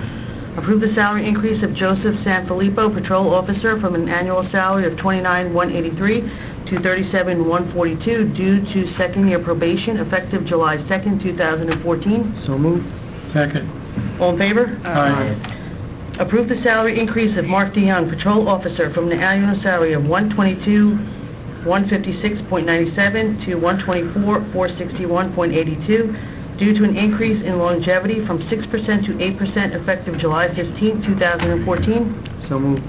Second. All in favor? Aye. Approve the salary increase of Michael McGinty, Patrol Officer, from an annual salary of $122,156.97 to $124,461.82 due to an increase in longevity from 6% to 8% effective July 15, 2014. So moved. Second. All in favor? Aye. Approve the hire of Kelly McDermott, 683 Kendrick Road, as a seasonal employee for the Recreation Commission as light monitor for the Kenneth B. George Field at a rate of $20 round trip, effective July 8, 2014. So moved. What's a light monitor? You go down and you turn the light on, and then when the game is over, you go down and turn the We used light to do off. it for free. Those days are gone. You want to volunteer? Yeah, I don't even ref anymore. The record's... it's just you turn the Fine, light on and off. fine. Who's making the second? Second. All in favor? Aye. I believe we have Mr. Aronoff in the audience, so this is for the approval of the appointment of Tyler Aronoff, 231 Woodland Avenue, to the River Edge Volunteer Fire Department, effective July 8th, 2014. Welcome, Mr. Aronoff, if you want to come up this way. We have a motion? Yep, so moved. Oh, can we have a motion? So moved. Second. All in favor? Aye.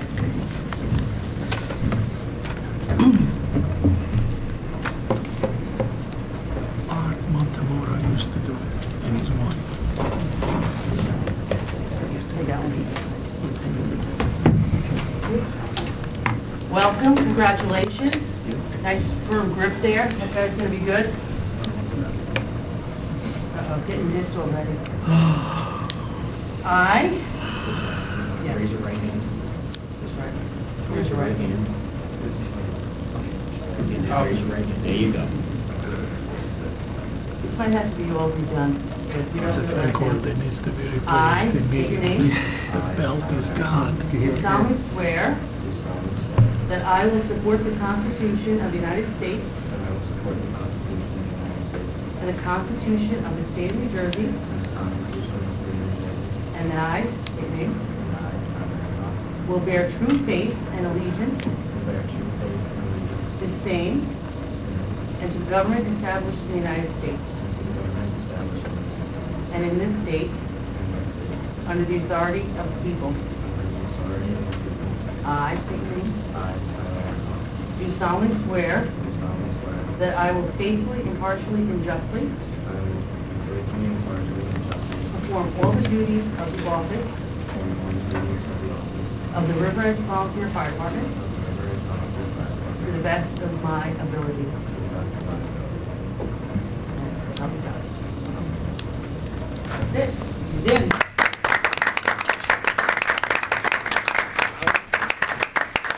Welcome to the family. We're in good health. You have to sign this. Congratulations. You guys want to be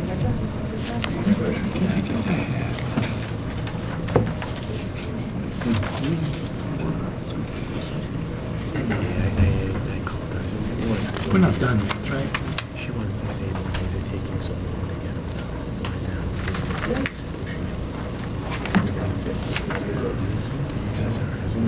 Back, because I wouldn't know when she gets ready. So they shared it. No.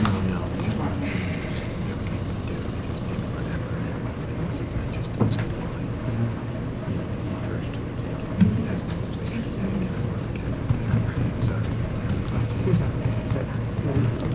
again, congratulations, good luck, be safe.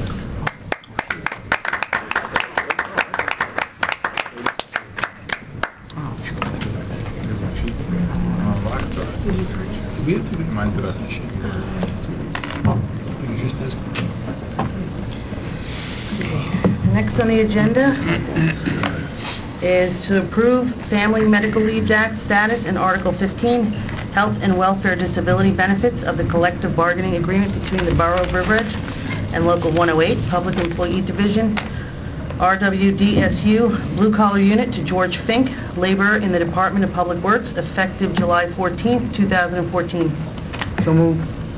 Second. All in favor? Aye. We have a variety of correspondence on the agenda, which can be located in the Borough Clerk's office if anybody would like to read what has been sent. There's also monthly reports from the Library Board, the Building Department, Recreation Commission, Planning Board 2 times, and the Shade Tree Commission. We also have liaison reports on for tonight. And I'm going to go last, so I will start with Councilman Capola, Liaison to Recreation Commission, Senior Citizens Co-Liaison, Beautification Committee, Special Events Committee, and Technology Committee. Thank you, Councilwoman Murphy. The Recreation Department, the Rec Day Camp is in full swing. I met with all the counselors about a week ago. Some of which are returning counselors, so it was nice to see that. And I think they're doing a great job. I was walking through the park actually with my dog, and I was stopped by one of the counselors who couldn't have been more of 15 years old, not even, and she told me, "Sorry, sir, no one can go through the park while there's camp." So I was really impressed with that for her walking up to a stranger myself and asking me to leave the park, which I did.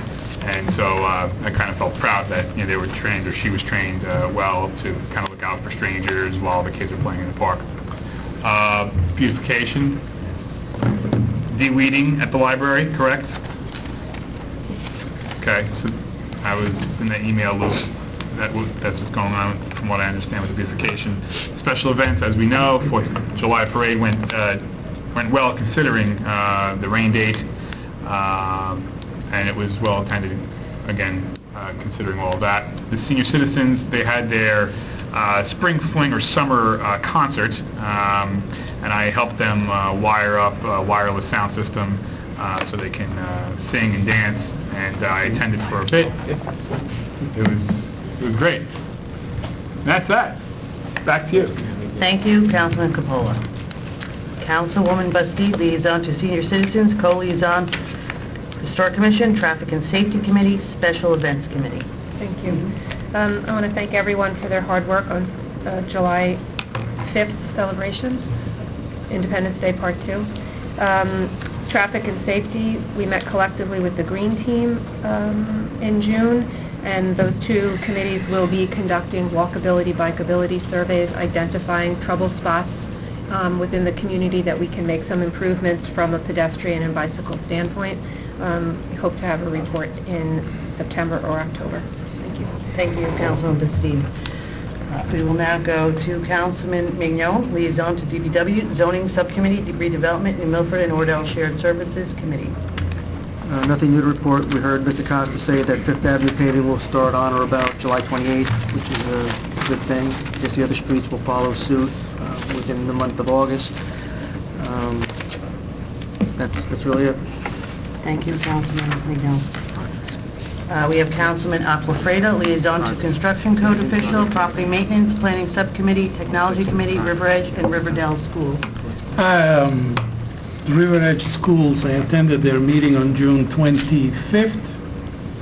The demographer reported back on his study of trends in the population of River Edge, and frankly it was very disappointing, I think, and I'm going to go as far as saying that the entire Board of Education shares the feeling. There was no big revelation. Essentially, we were left with, we have to decide if it's an anomaly or a trend, the fact that the incoming kindergarten class is about 20 students more. He could not reach any conclusion other than giving us the same numbers that we had, because they're the numbers we gave him to do the report. He suggested that we keep an eye on future residential development. Actually, he didn't even think there were going to be any in River Edge, which we know it could not be. It could not be true. I mean, there could be substantial residential development at River Edge, and well, it's another step that the board had to take in assessing what are their real rank and file in terms of the student into the system. There will be a re-registration effort being done in October, I believe. They haven't set the dates yet, and that's done by grade. And essentially, what we were left with is that unless we assess, the Board of Education, and as long as I'm the liaison to it, unless we assess that this is a trend, if it remains an anomaly, then there shouldn't be any pressing need to find classroom space. However, I still haven't heard from the board architect. And I know that the board architect has visited the schools and perhaps has prepared a report, but I have not been privy to that. So we'll see when Mr. DeCara Rubino are the appointed board architects by the River Edge School Board. When he finally gets to present to the board, or when the board finally decides to release that information, we'll see what his take was on this. We just have to keep an eye on residential development and essentially not believe all these experts that parade in front of us saying that, I'm just making up these numbers, that if 50 apartment units only contribute 6.75 kids to the River Edge system. Because essentially the situation we have here is that people look to move into a town like River Edge because of its school systems. So you cannot use the same arguments that maybe you use with other towns that may have a less award-winning school system as we do. So I find a line of demarcation there. So we just have to be aware of anything that goes on. So to be continued. Thank you, Vito. I have a report. Before you, you have some information that was sent to me from Councilman Michael Petrino. Right here, you guys can read this at a later date. He had contacted myself and Ed to see whether or not River Edge would be interested in exploring a consolidation of DPW services with New Milford and Oradell. Councilman Petrino has organized a tri-borough DPW committee with the following potential members. Himself, New Milford Councilman Dominic Colucci, Oradell Councilwoman Donna Alonso, Oradell Councilman Edward Flaking, River Edge Councilman Edward Mignon, and myself. And I'm not sure if you responded or if anybody responded, but once there is a consensus, if everybody is willing to proceed, we shall meet and then report back to the council. Did you reply back to him about that? This is what he had sent us. So Yes. I made a copy there for you. This again was what we discussed earlier about, savings and those. So that's something that he had talked about engaging LKM that did the other consolidation Yes. survey. So we just have to see if that's something that's worth pursuing. And the library will be having Shakespeare's Midsummer Night Dream, performed by the Next Stage Ensemble, this Friday, July 11th, 7 to 8:15 on the back lawn. It is free. Bring your chair and a picnic if you wish. The Green Team did meet with the Traffic and Safety. We were given an update by Bonnie Stewart about identifying areas in town which would be problematic with pedestrian safety, or, she wants us to have it all finished by September, which I think is what your target date was. And this Thursday, we will be having another farmers market, 1 to 7, in the American Legion parking lot, and we will have more vendors, and we are staying open a little later to accommodate commuters. I also have the mayor's report from the River Edge Volunteer Ambulance Service. This is June's report. Through the month of June, Revis responded to 66 calls. On June 27th, Revis attended the Riverdale Junior Police Academy Emergency Services Day at the middle school. Equipment on the ambulance was reviewed with the children, and a tour of the ambulance was also given. Revis stood by at this event while the state police helicopter landed. Respectfully submitted, Donna R. Sanders, Captain. And that's the reports for tonight. So, we also have our ordinance on for first reading, Ordinance 1810, the bond ordinance to appropriate an additional sum of $32,000 for the replacement of the HVAC system at the municipal building in, by, and for the Borough of River Edge in the County of Bergen, New Jersey, to make a down payment, to authorize the issuance of bonds to finance such additional appropriation, and to provide for the issuance of bond anticipation notes in anticipation of the issuance of such bonds. Wow, that's a lot of issuance. Anyone make a motion? It's on for a first reading? So moved. Second. All in favor? Aye. We have Ordinance 1811, a capital ordinance of the Borough of River Edge in the County of Bergen, State of New Jersey, authorizing the Cherry Blossom Community Park Phase 1 improvements in said borough and appropriating the sum of $52,000 from Bergen County's 2013 Open Space, Recreation, Floodplain Protection, Farmland, and Historic Preservation Trust Fund. All in favor? I'll make a motion. I'll make a motion. Second. All in favor? Aye. Aye. No. On ordinances, you should have a separate roll call. Can I have a roll call, please? Councilwoman Murphy? Yes. Councilman Capola? Yes. Councilman Steve? Yes. Councilman Mignon? No. Councilman Oxley? Yes. And Councilman Papalayo is out. Thank you. We have Ordinance 1812, an ordinance amending Chapter 384, Trees of the Code of the Borough of River Edge, specifically those sections set forth in Chapter 384-19, definitions by the modification, deletion, and/or addition thereto of certain provisions. Can I have a motion? So moved. Second? Second. All in favor? Aye. And roll call, please. Councilwoman Murphy? Yes. Councilman Capola? Yes. Councilwoman Steve? Yes. Councilman Mignon? Yes. Councilman Oxley? Yes. Thank you. Okay, we have our resolutions by consent. Does anyone want any of the resolutions pulled for a separate discussion?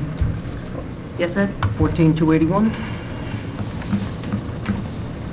Okay. I don't need to have it pulled for separate well, maybe I should have it pulled, I'm not... Let's have it tabled, 14269, until we can go back in for discussion. Okay. So we are tabling 14269, and we are pulling out 14281. Anyone else? Vito? Well, just to follow form, 14288, I'll have to abstain from that one.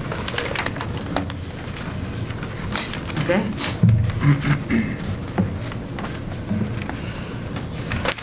So for resolutions 14-267 to 14-268, can I have a motion? So moved. Second. Roll call? Do I have to do a roll call for that? Do it like consent. Okay, consent. Everyone in favor? Aye. From 14-270 to 14-268, 280. Can I have a motion? So moved. Second. All in favor? Aye. Resolution 14-282 to Resolution 14-287. Can I have a motion? So moved. Second. All in favor? Aye. And 14-288. Can I have a motion? So moved. Second. Roll call. Which one are you on? 14-288. Oh, 288, okay. Vito's going to abstain. Yeah, Roll yeah. call. Anthony? Councilwoman Murphy? Yes. Councilman Capola? Yes. Councilwoman Batiste? Yes. Councilman Mignon? Yes. Councilman Otley? Abstain. Thank you. 281. So we go back to What's that? 281. Payment of bills? 269. 69? 269 is tabled. 269, we're Table, tabling no? until we talk about it. We're tabling this. to Yeah, back to you the- have to just vote if everyone's in favor of tabling it. There's a Okay. motion to table, so you can read it. So we have a motion to table until we go back into the work session and discuss Resolution 14-269. Can I have a second? Second. All in favor? Aye. Now, we have pulled out for consideration 14-281, the resolution authorizing the contract for Cherry Blossom Community Park Phase 1 improvements, County of Bergen Open Space Recreation, Floodplain Protection, Farmland, and Historic Preservation Trust Fund. Ed? No, just not in favor of it. Okay, so can we take a roll call vote on 14-281? Councilwoman Murphy? Yes. Councilman Capola? Yes. Councilwoman Batiste? Yes. Councilman Mignon? No. And Councilman Otley? Yes. Thank you. And if Councilman Capola could, Councilman McJones, 14-289, the payment of the bills. Whereas vouchers for the payment of goods and services rendered to the Borough of River Edge have been received, and whereas each bill has been checked by the receiving department, approved by the Chief Financial Officer and Borough Clerk, and reviewed by the 3 members of the Finance Committee. Now therefore it be it resolved that bills as listed now be confirmed for payment from the appropriate funds as follows. Current account, $768,349.68. Capital account, $58,285.61. Recreation account, $5,010.18. Self-insurance account, $1,545.50. Trust other account, $18,500.48. Open space account, $17,046.77. Trust other developers account, $2,500. So moved. Second. All in favor? Aye. Thank you. So now I'd like a motion to open the hearing to the public. So moved. Second. All in favor? Aye. If any member of the public who would like to address the governing body, please come forward. Mr. Fazio, you had your hand up. Just identify yourself and your address. Carl Fazio, 229 Madison Avenue. Thank you. I have a few, first of all, I'd like to thank the police officers for the job that they do, and my comments tonight have nothing to reflect on the police officers that we have here in River Edge. My comments are in the management of the police department. We've had a police chief who makes in excess of $150,000 a year, who could not carry a gun for more than a year. I hope the residents of River Edge know this. Now come my questions. Has River Edge paid police officers money to settle lawsuits? Mr. All right, so Zala? that, I've been here for 2 years, but to the best of my recollection, yes, there's been some lawsuits that have been resolved. Okay.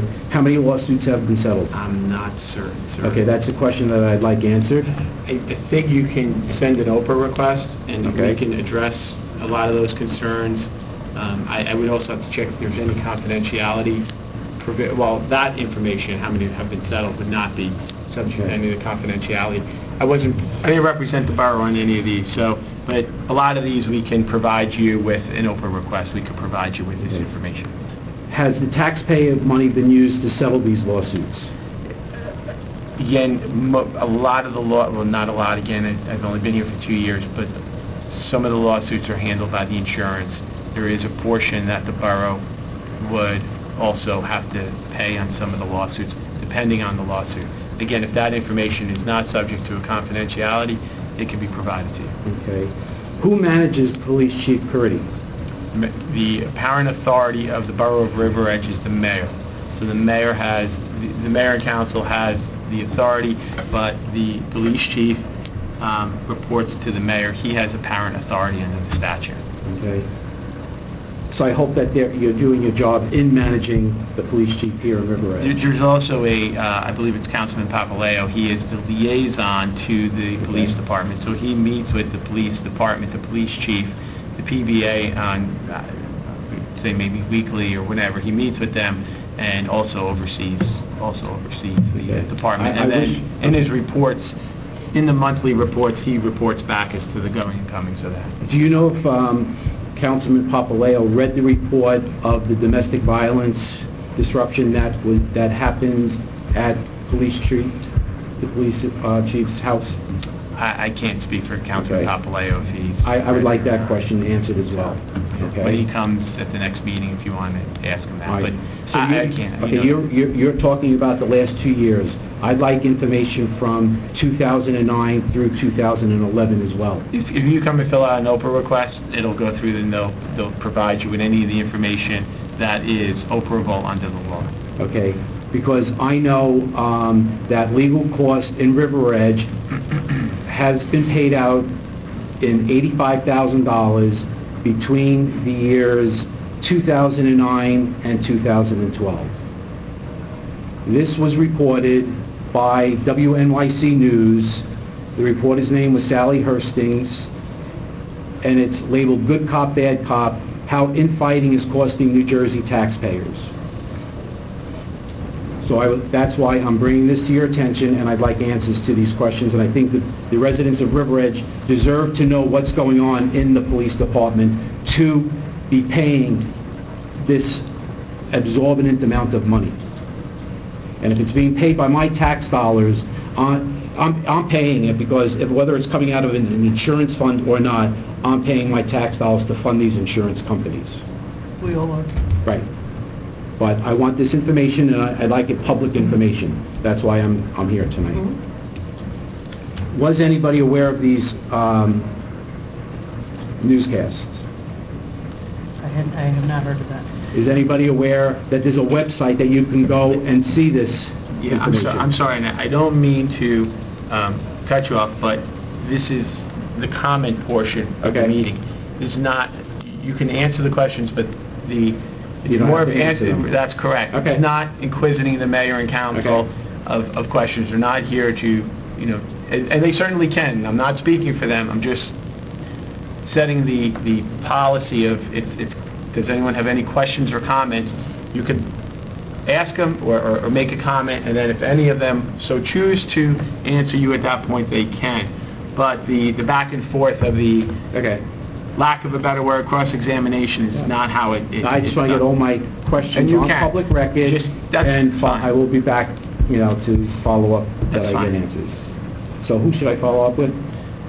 You can have an OPRA request, and again, the borough clerk will provide me with the OPRA request, and within the time prescribed by law, we'll provide you with the documents or the answers that you need under the OPRA request. Okay. If there are discoverable. With regard to any specific questions as to anyone seeing the newscast or anything, obviously that's not a document request. Yeah. If somebody wants to say, I've seen it, or I haven't seen it, or I will, that's Would anyone entirely like up to to comment them. on that question? So, yeah. I've not seen it. What we ask is finish your time, whatever, and then if they want to respond back, they have that ability to respond back. Let me just make sure. I've asked all the questions that I would like answers to. Thank you. Thank you, Mr. Fowler. Just submit a formal OPRA request. Okay. Thank you. Thank you. I saw a gentleman right there, sir, if you'd like to come forward. Just state your name and your address.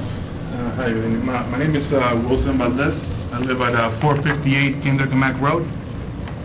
I'm here to file a formal complaint with the council against the zoning, the code enforcing inspector, I guess, and the construction department. Back in August 12th of 2012, my wife and I filed a complaint against the commercial property adjacent to our house. Our house is the one right next to the strip mall. We've been having issues for the past 3 years that we've been living in the house with, every time we have a heavy downpour, our soil or our property is affected by water runoff on the driveway that leads into the rear parking lot of this property. For 2 years now, we've been dealing with Mr. Costa, and no action has been taken. Even though last year I actually filed a formal request, I took the time to go through the zoning code. I listed all the faults, and still nothing has been done. Every time What's the property address again? it's 458 Kinder Kamak Road. 458. I think you've been CC'd on something. Yeah, that's fine. I'm trying to... So my wife was here back in April to file a complaint with the council, and she was told that basically the condition of the driveway is grandfathered into the property, which is absolutely not true. The fact that the adjacent property has been improved multiple times already. Last year they installed a new transformer in the rear of the property. They excavated a trench that leads from the pole on the Kinder Kamak Road all the way to the rear of the property. They now installed a planter in the front of the property with a handicap parking spot, and somehow they got this idea of putting a sign, which was also approved, at basically car level, so that to inform the clients that cars could park in the rear. And I have pictures here that show that if a car parks in front of the sign, you can't read the sign. And then the sign is also angled in such a way that it actually faces my house and not the roadway. So I have no idea why somebody would approve the sign. But in any case, going back to the original matter, I went through the zoning code, and it says here on Article 9 that a buffer zone should be kept in their natural state. That a commercial property adjacent to a residential property is required under the code to have a minimum 5-foot buffer zone, which would be a curved area that could be planted, or a fence that's at least 6 feet high, or the shrubs that are planted on that planting area needs to be 6 feet high, and they're required to do that.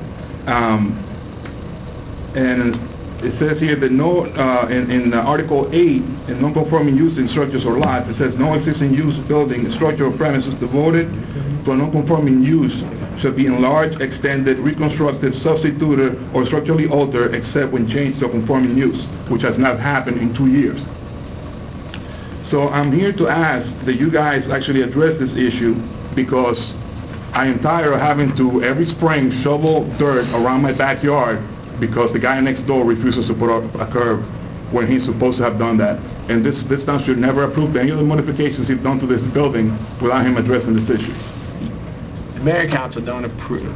They have no authority in approving modifications to a building. That's planning and zoning. So if there's a site plan approval, that would be the zoning and planning board that issued those approvals. If he has done something in violation of his site plan approval, well, that's certainly an issue. But who enforces the zoning code? It would be the building department. The building, and whose jurisdiction does the building department fall into? So this council?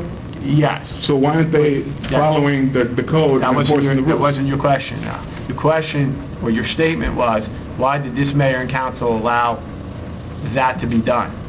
And that's, again, if it was a site plan approval, that's what I'm just clarifying for you. You've now changed your question, so we can answer that question. Yes, The answer to your question is, this mayor and council has authority over the building department.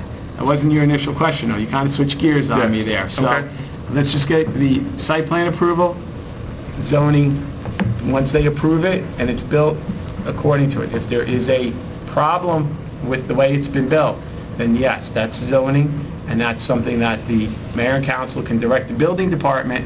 If there's an issue to it, it may go back to the zoning or planning department, or there may be violations or corrective action. So where we're at right now, I think, is it's under the auspices of the building department and potentially the mayor and council to make sure everything was done in conformance with the site plan. So recall when this was, is it a new thing, or is this not a new plan or anything? No, So- what was approved. Right, but when was it approved? Is anyone aware?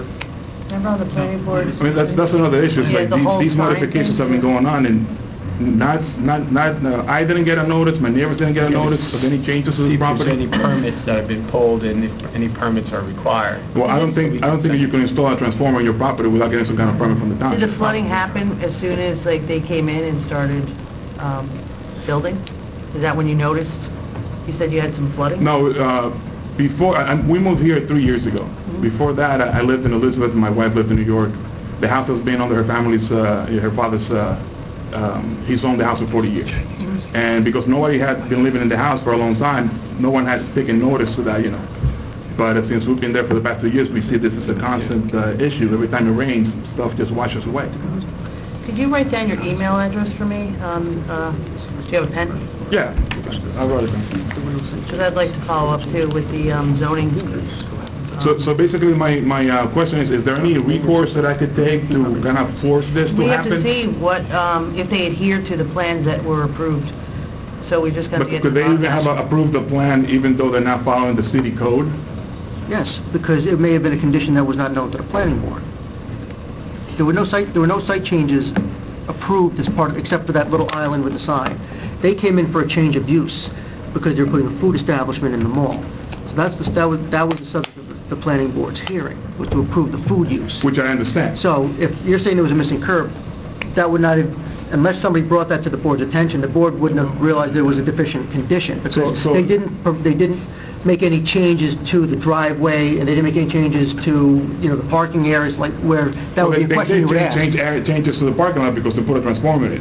No, that wasn't part of the planning board approval. Who approved that then? Who put the transformer in the backyard, in their That parking lot? I can't speak to, I That's don't know. something That's something that... You're talking about the planning board. I'm saying that would not come up before the planning board unless that was brought to the planning board's attention that there was a deficient condition. Because they came in because of a change of a use, not because of a new site plan. Well, so far you're saying that somebody needs to inform the planning board of any issues. And how can I do that? Let's say in my case, if somebody else... You would have been these notified things by are law, coming you would have had to be notified as adjacent property owner when they came before the planning board. I was never notified. Well, I would check. None were any of my neighbors.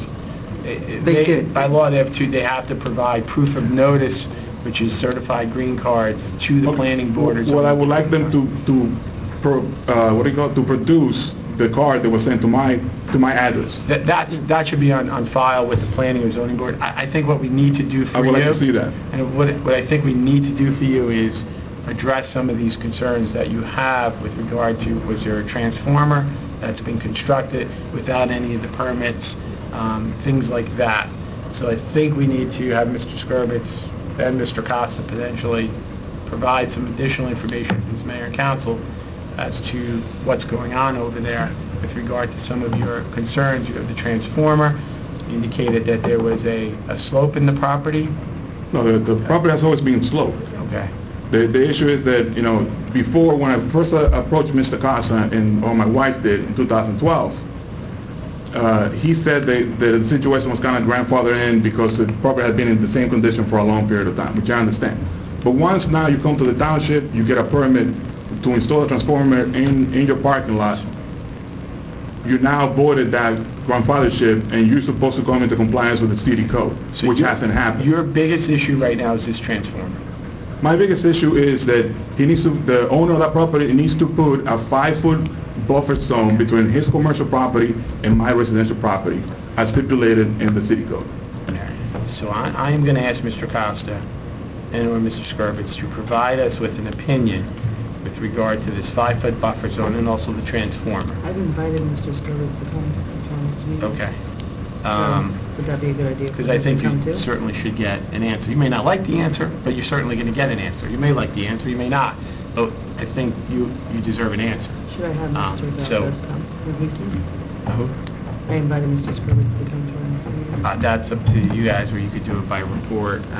However you want to proceed. I think Alan should weigh in on this. Just a point of clarification. I thought I heard you also say, in addition to this 5-foot buffer, you'd also like to see a curve to prevent the water running. Well, according to the city code, this is what the buffer zone is. It's basically a curved 5-foot strip of land that's been planted, or at least has to have a woven fence that's 6 foot high to prevent, let's put it like this. My view when I come out of my house now, right now, is 3 signs that say parking in the rear. I don't understand why that is, but that's the reality of things. So if we enforce the city code and put this buffer zone, I at least don't have to see one of the 3 signs. Do you have pictures of what you're looking at? Yes. Can we see them? But they weren't within, they were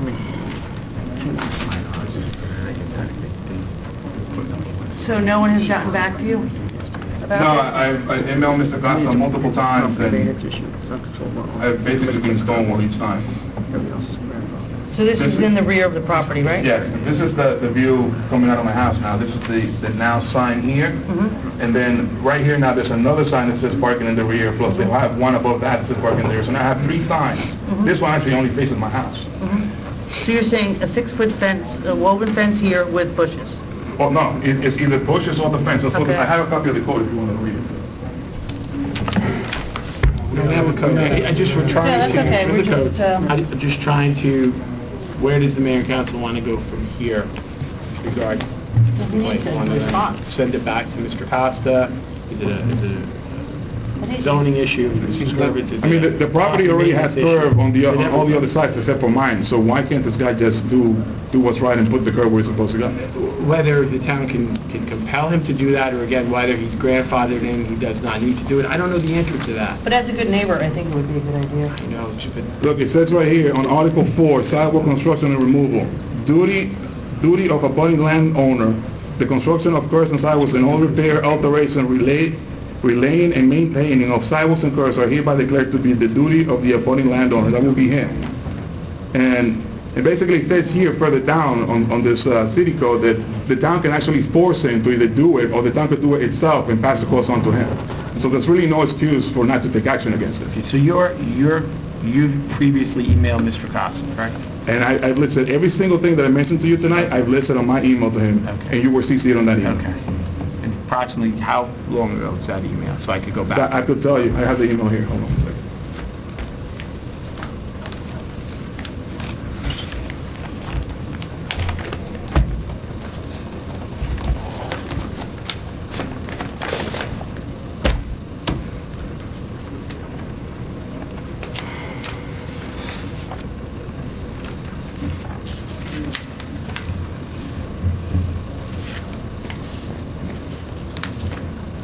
Just so I could go back and re-reference it, that's all. Well, you know what, it'd probably be easier for me to go on Outlook and just forward you the email again, if that works for you. Yeah. If I have it, that's fine. I'm sure I've read it. Whatever's easier for you. Okay. That's all. Whatever's easier. I can certainly take the lead on it and call Mr. Costa and hopefully get some type of response to him. Is this Cal? Yeah. Okay.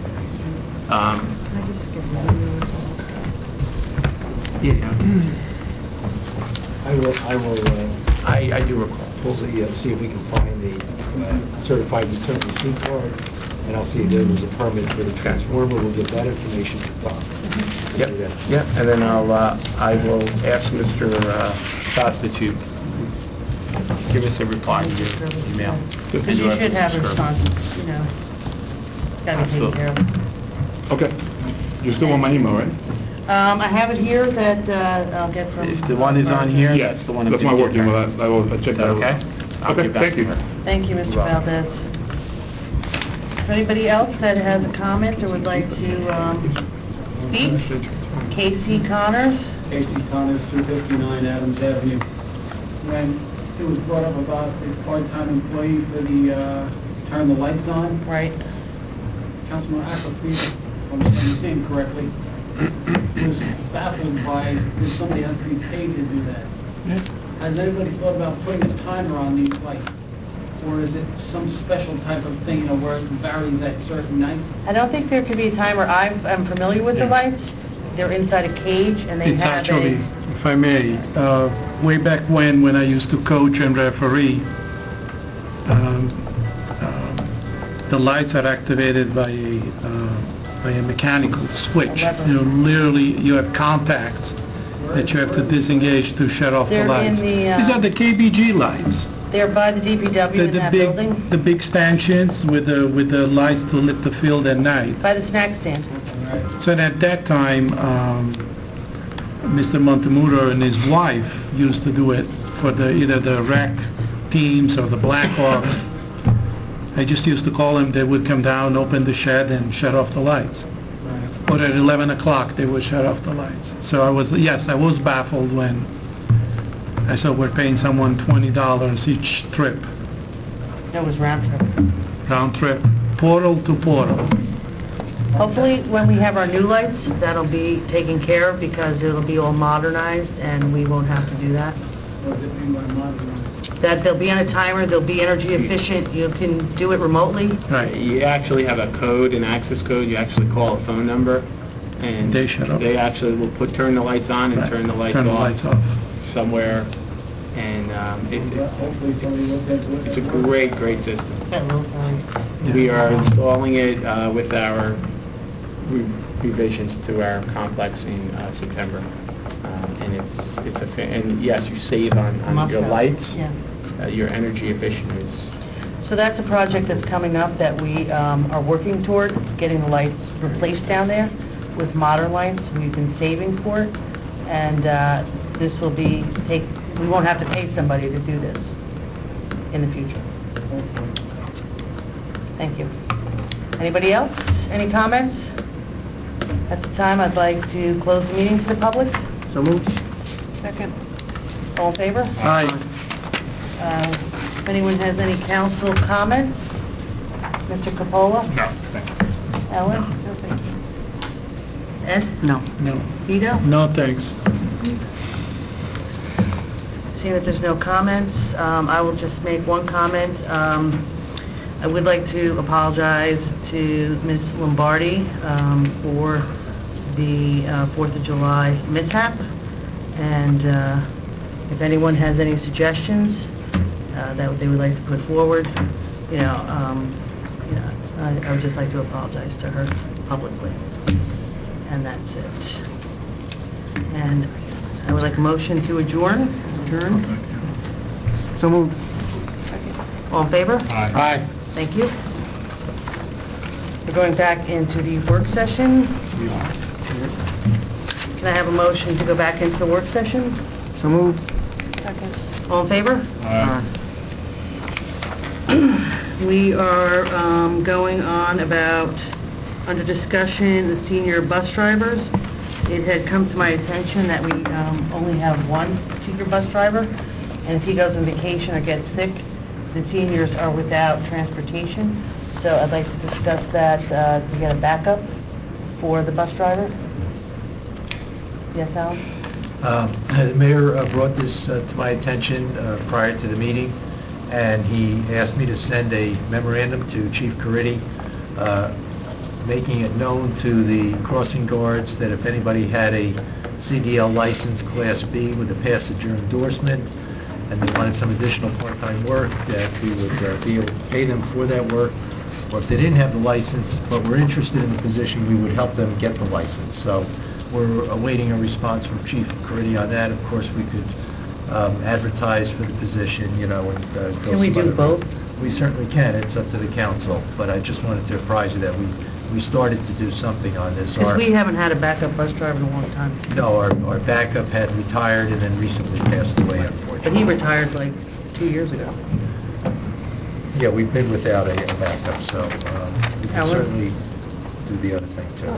And we did go out for a grant for a second bus, so we should be prepared in the event that we receive that grant and have a second bus, that we have a stable of drivers, not just one. So I We would could just have one guy for... Very difficult. I will tell you, we've tried from time to time, advertised, other towns joined. We have not had a lot of success getting people with this license, so we'll place an ad and see if we can advertise. Because if we're willing to pay for it, how much would it cost to train a crossing guard?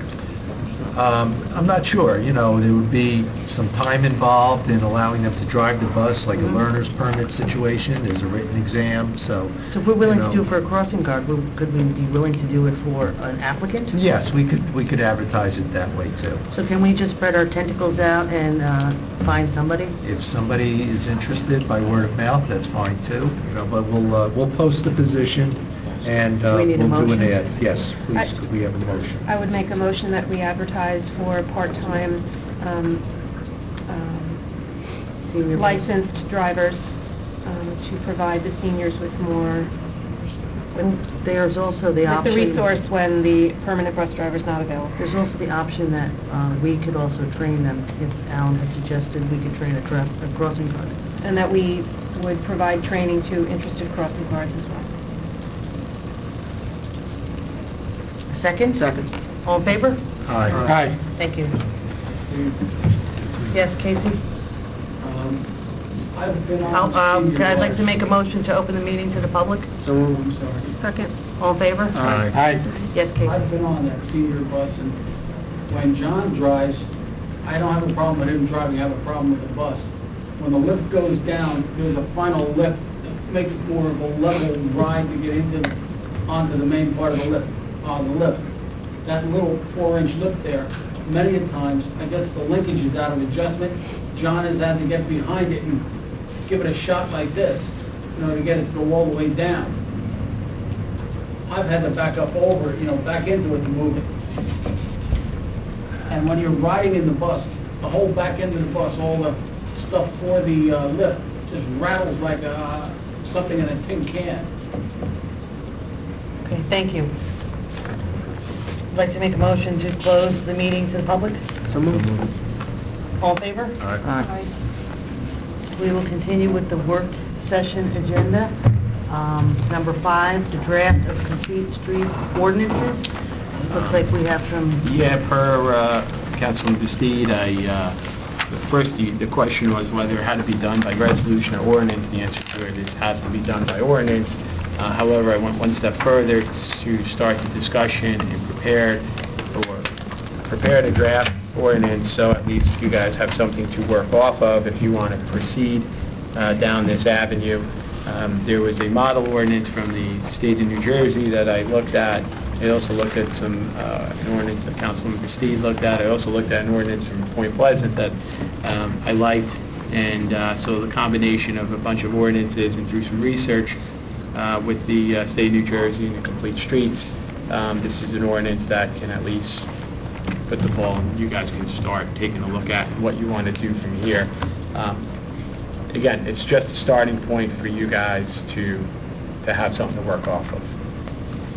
Not my thoughts on it, at all. I'm just trying to facilitate and give you a working document, pretty much. When you say it has to be ordinance, what has to be an ordinance? The ordinance of creating the complete streets policy. That's the ordinance. So you're creating the complete streets policy by ordinance. Haven't we done that We've done it by resolution. Who says you have to do it by ordinance? Because you're changing your streets and sidewalks, which is in your ordinance. If you're going to specify the change, if you have a policy, you don't have to have an ordinance to implement the policy. Well, you're implementing the policy. You're changing your streets and sidewalks by making this part of your checklist for applicants to comply with. Because when DOT came out with this initially, they said you could do it by resolution or ordinance. And we chose to do it by resolution because it's a policy. Policy you want to implement. But then if this is going to be an ordinance, this has to be much more specific than what this is. This is very broad brush and very vague language and a lot of very bad. It's a draft document. And there's questions as to jurisdiction. What does this apply to?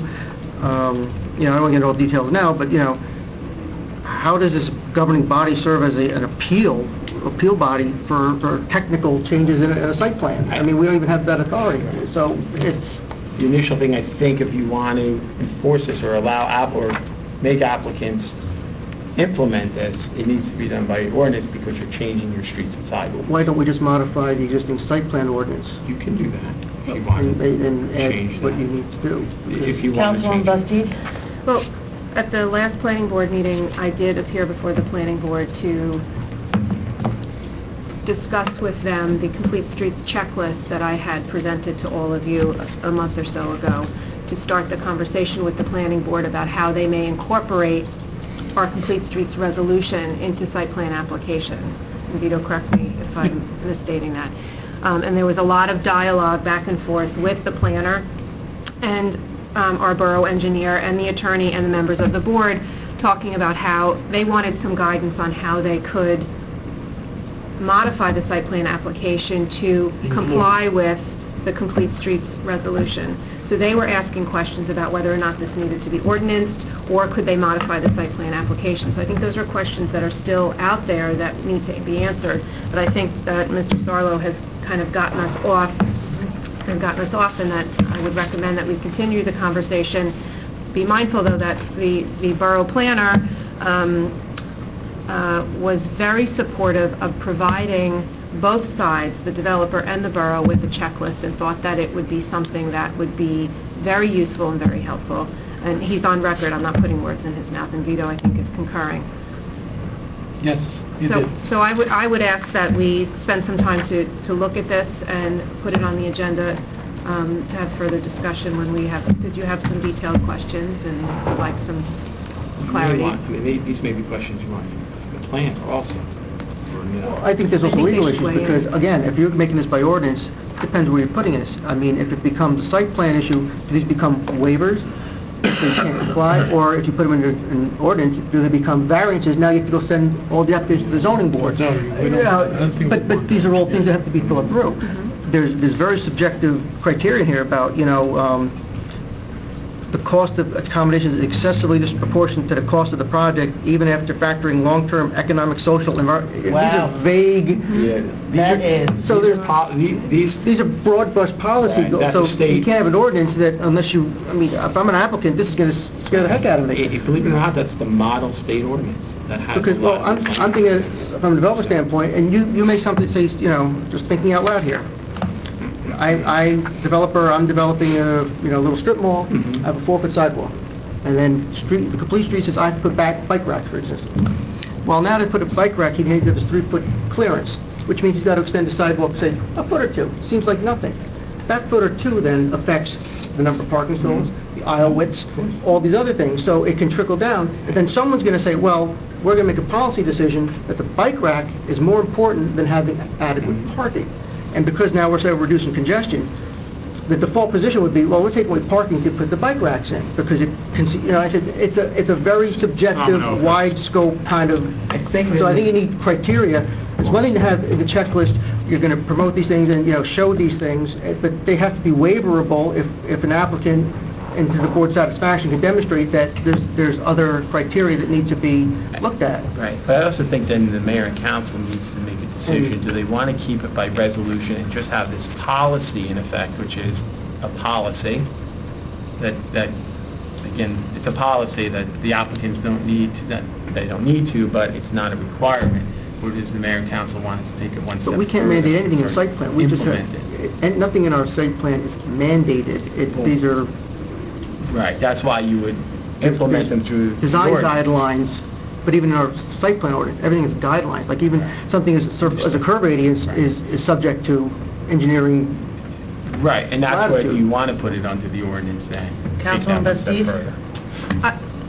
Just from a practical standpoint, and this was an example that I gave when I spoke before the planning board, is that we have and Mr. Grasso was there to hear this as well, we have a piece of property where the current CVS is today, that we have an opportunity when that is, they come before the planning board for a use variant or whatever they want to do, we have an opportunity to improve access to that strip mall by non-vehicular traffic. Right now, you cannot enter that strip mall safely on foot or on a bicycle. There's no sidewalk in, there's nothing.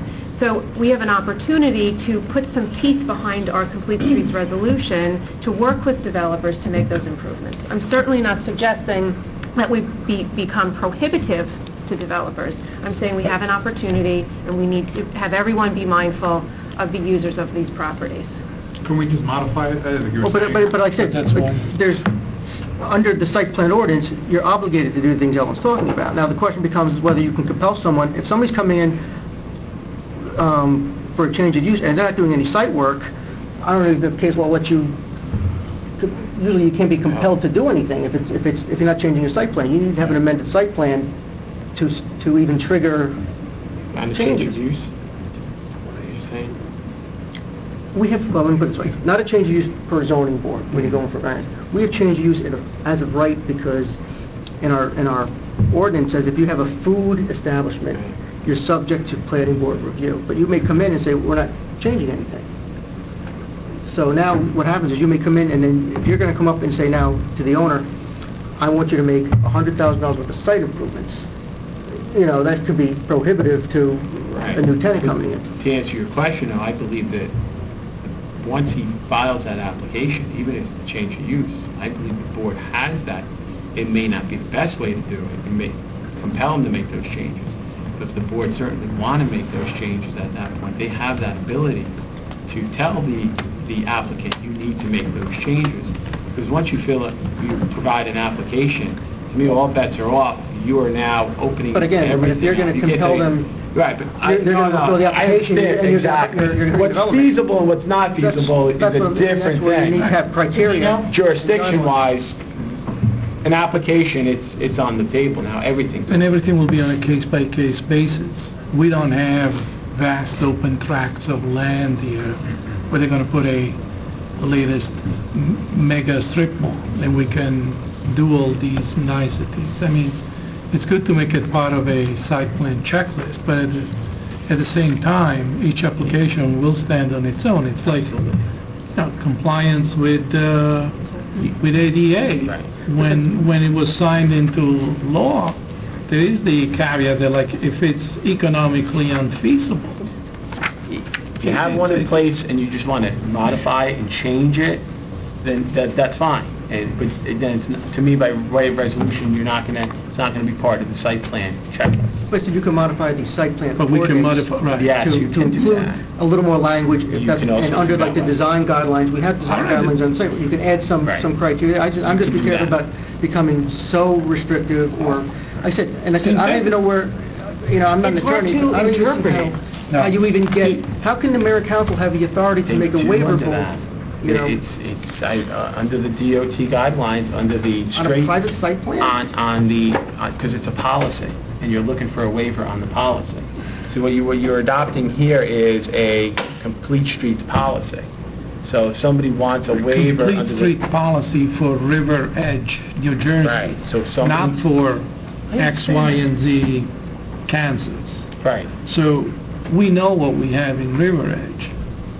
And I certainly, the intent is not to create roadblocks for any But I'm looking at this with this appeal to the American Council. I'm like, so how do you get? That was done so we could rip it apart. Well, that's not what I'm trying to do. I'm just no, but it was done with their intent, so we could. It's a policy, and if you need a waiver from the policy, so you're right. If you're putting it under now zoning board jurisdiction, then it's going to go into them. They're going to look for the waiver under this policy. It's like the RSI is. The waivers come through the board who's hearing it. I can understand if it's a borough project and we have to make waivers, and the mayor and council could do that per the design. But to me, you're really complicating things if it was CVS or somebody else who's going to have to be midpoint through their planning board application and say, now I have to go to the mayor and council to appeal, these requirements. That's not going to be a workable framework. So. Yeah, however you guys want to do it. It makes no difference to me as to... Can we leave this with the planning board? You can, well, they certainly could come up if you want with something. You need some I think you need some design guidelines. But and then you can back up into... board. Can they review this and give us their thoughts? No. We introduced this as part of the site plan approval process, for lack of better words. And the owner stays with the planning board because they're the body that becomes most intimately aware of what the project is.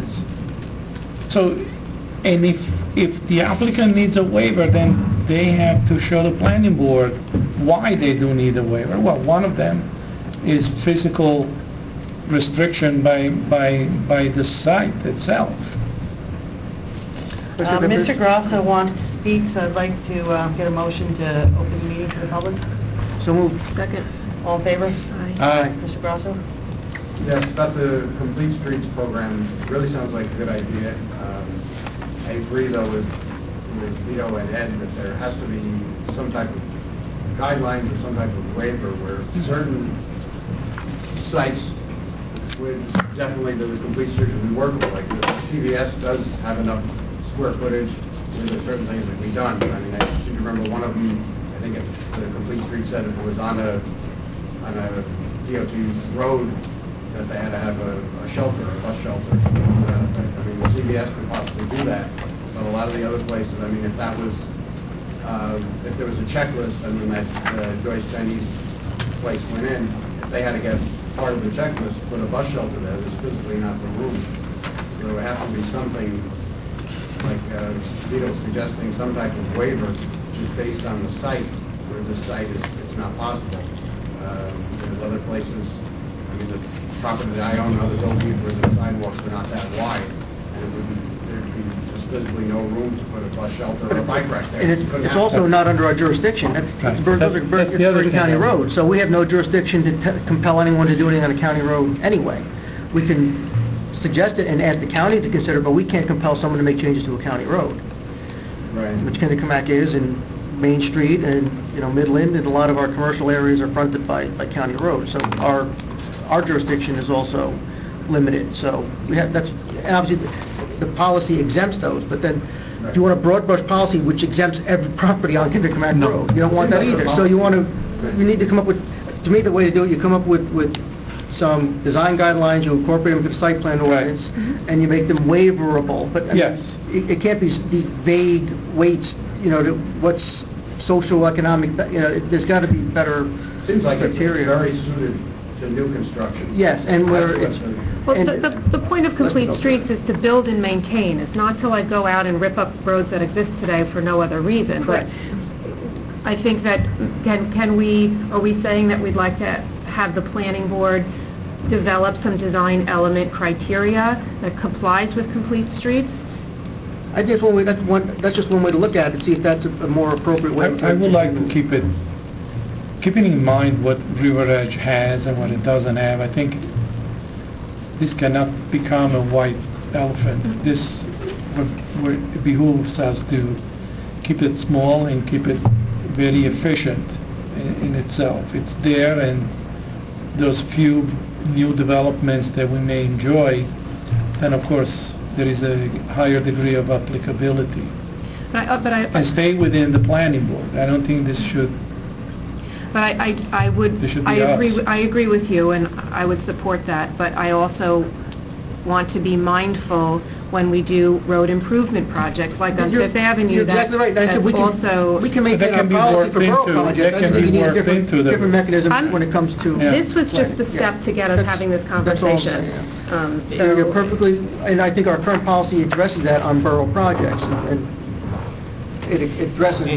At the last planning board meeting, CVS appeared the new location to have their signage approved. We started to discuss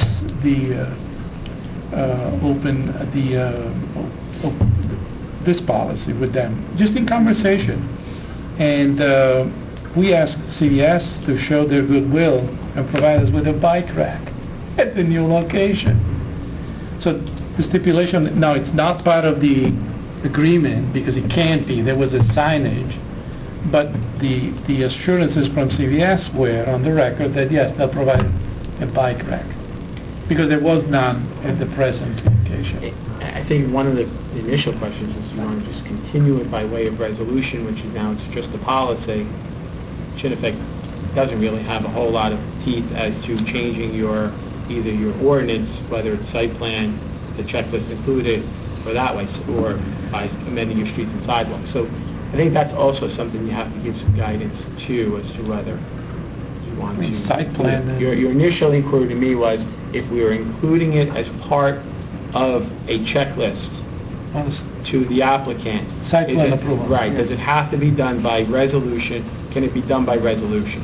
And my answer to you guys was it's got to be done by ordinance because you're changing your site plan or your ordinance. It We're can't be done by amending the resolution. site plan. So you want to keep it by approval resolution. procedure. That's correct. Say That was again? the initial inquiry to me. Could you repeat that again for Ellen? Yeah, the initial inquiry to me was if you want to make the checklist part of the site plan application, can you do it either by resolution or by ordinance?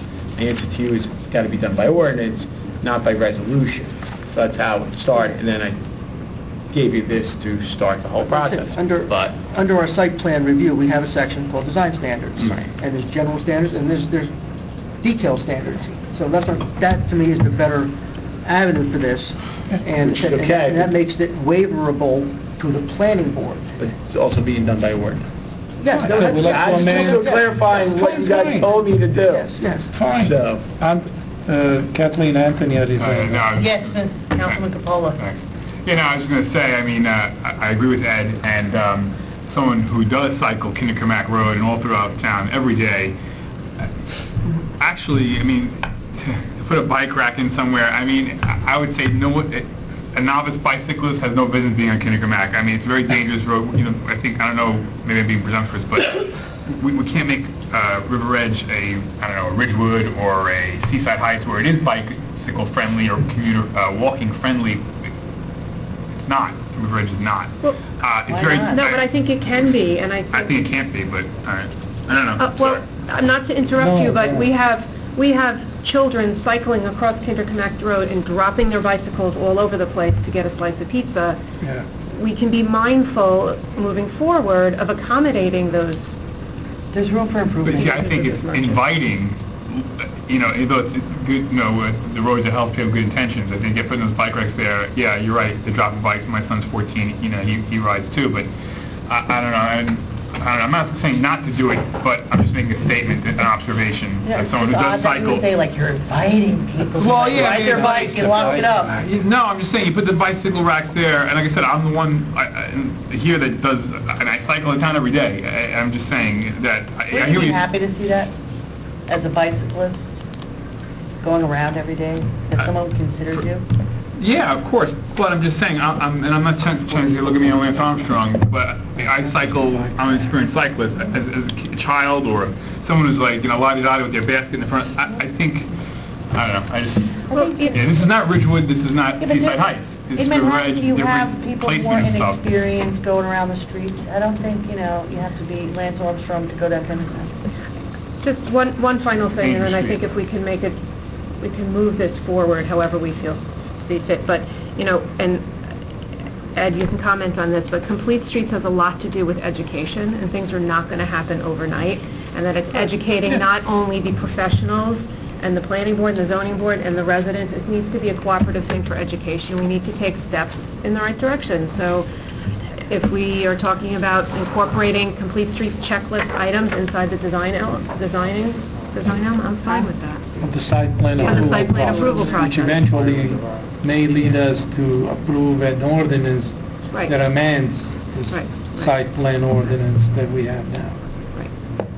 All right, so... And we just got to be careful. Again, some of these broad brush balancing tests, it has to be clear in a site plan ordinance, what's going to be Right, so, waivable, what... Tom, Yes.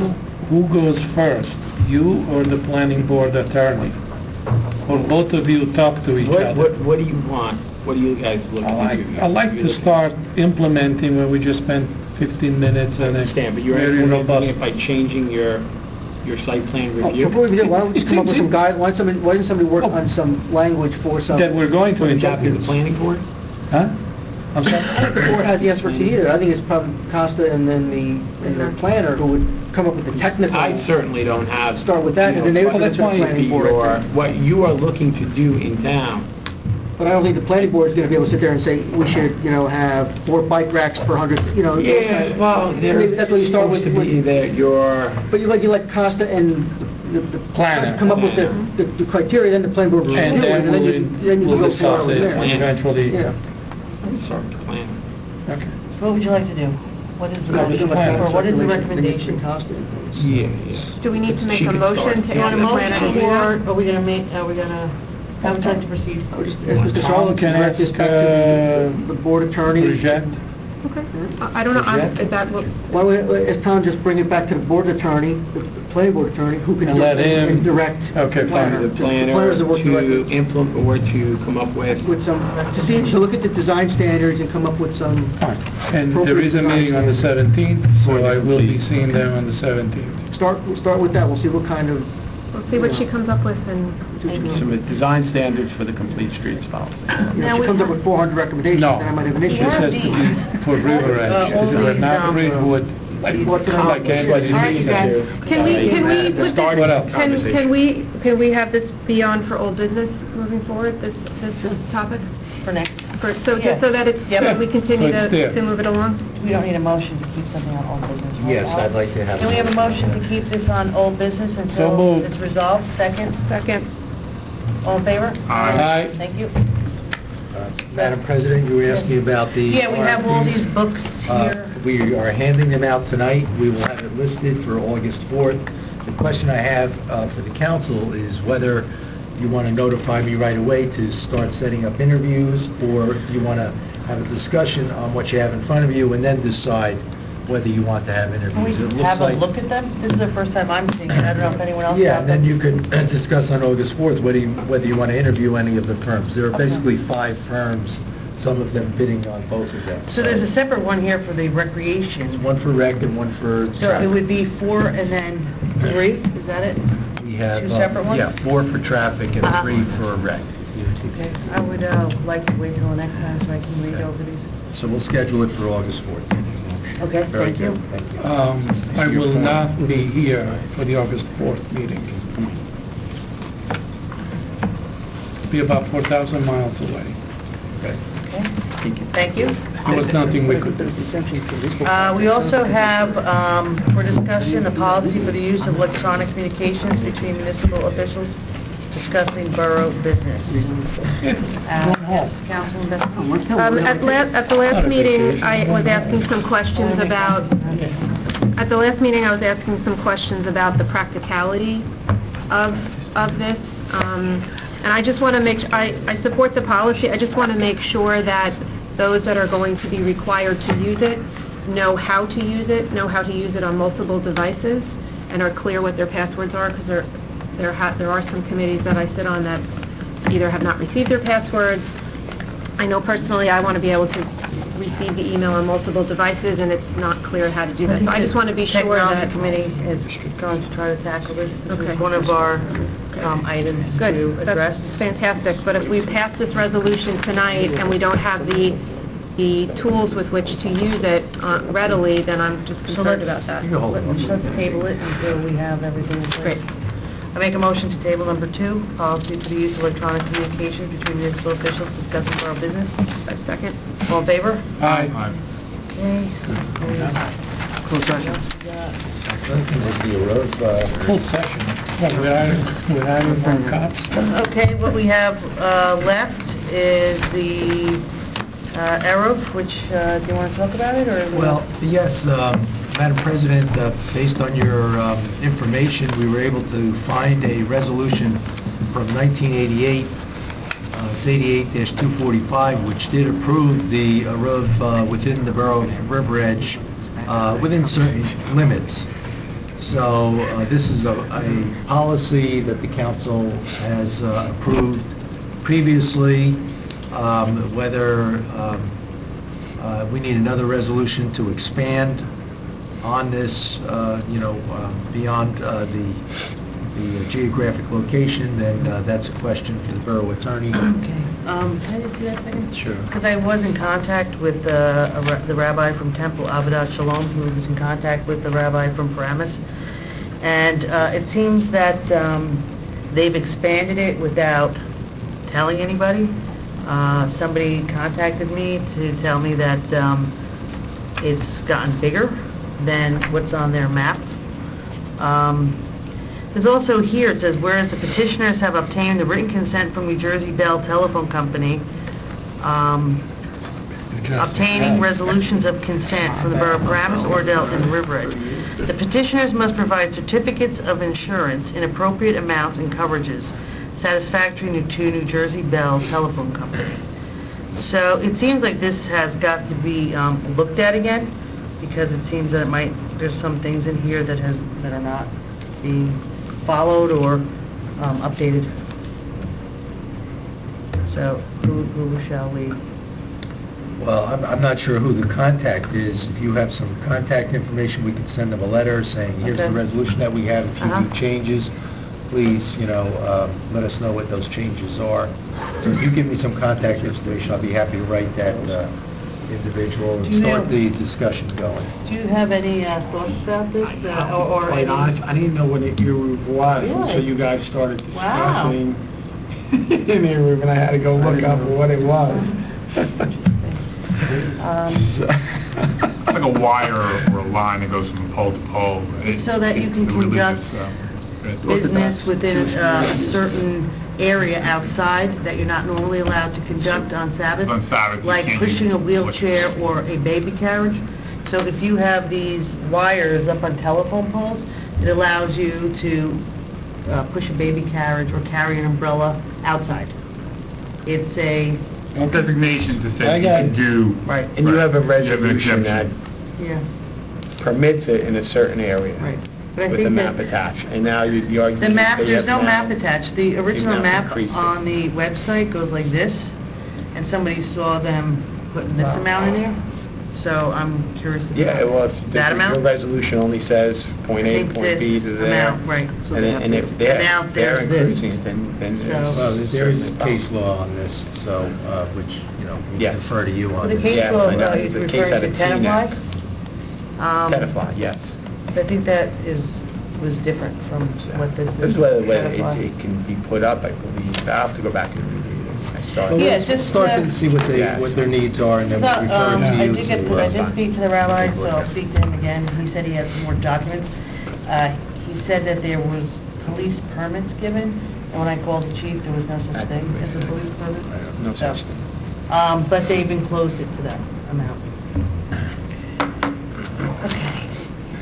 We have the review of the historic element in the master plan. Does anybody want to speak to that? I or- think that's been sent over to me. I need to talk to the Historical Commission about putting a presentation together for the planning board and putting a time in what they need me to do. So maybe at the next historical meeting, I can go to that meeting That would and be- talk to that would them be and what very they're looking welcome. to do, and But, then maybe we could set it up with the Do you know when the planning next meeting is? Ellen will let you know. Sure, you should let me know. Yep, I'll let you know.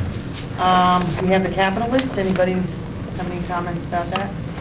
Grove Street, There'll be, Madam President, if I may, they'll be painting the fire lane tomorrow, and we have this one unimproved part of the parking lane. I had sent an email to Rob Costa asking when he thinks that will be paved. It sounds like that will not take place to the end of July, so rather than wait for that, I will speak with John Lynch and Rob Costa, and if it's safe for the car to go off of the macadam slightly and go onto the stone, then we will proceed with erecting the final sign, sending out the notice to all the businesses, issuing the permits, and then we should, be able to complete the process. But that's where we stand right now. Tomorrow they'll paint the fire lane. There are 2 signs, no parking signs posted opposite the striped lanes at this point. thank you. The HVAC, do we need to speak about that? No, we covered that. Okay, going down the list. Okay, we have, that.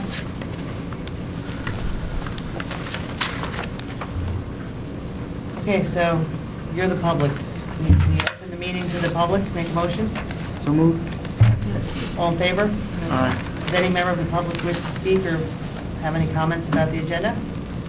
We have no comments from the public. Motion to close the meeting? So moved. Second. All in favor? Aye. Thank you very much, and now we're going to go into One closed. closed session.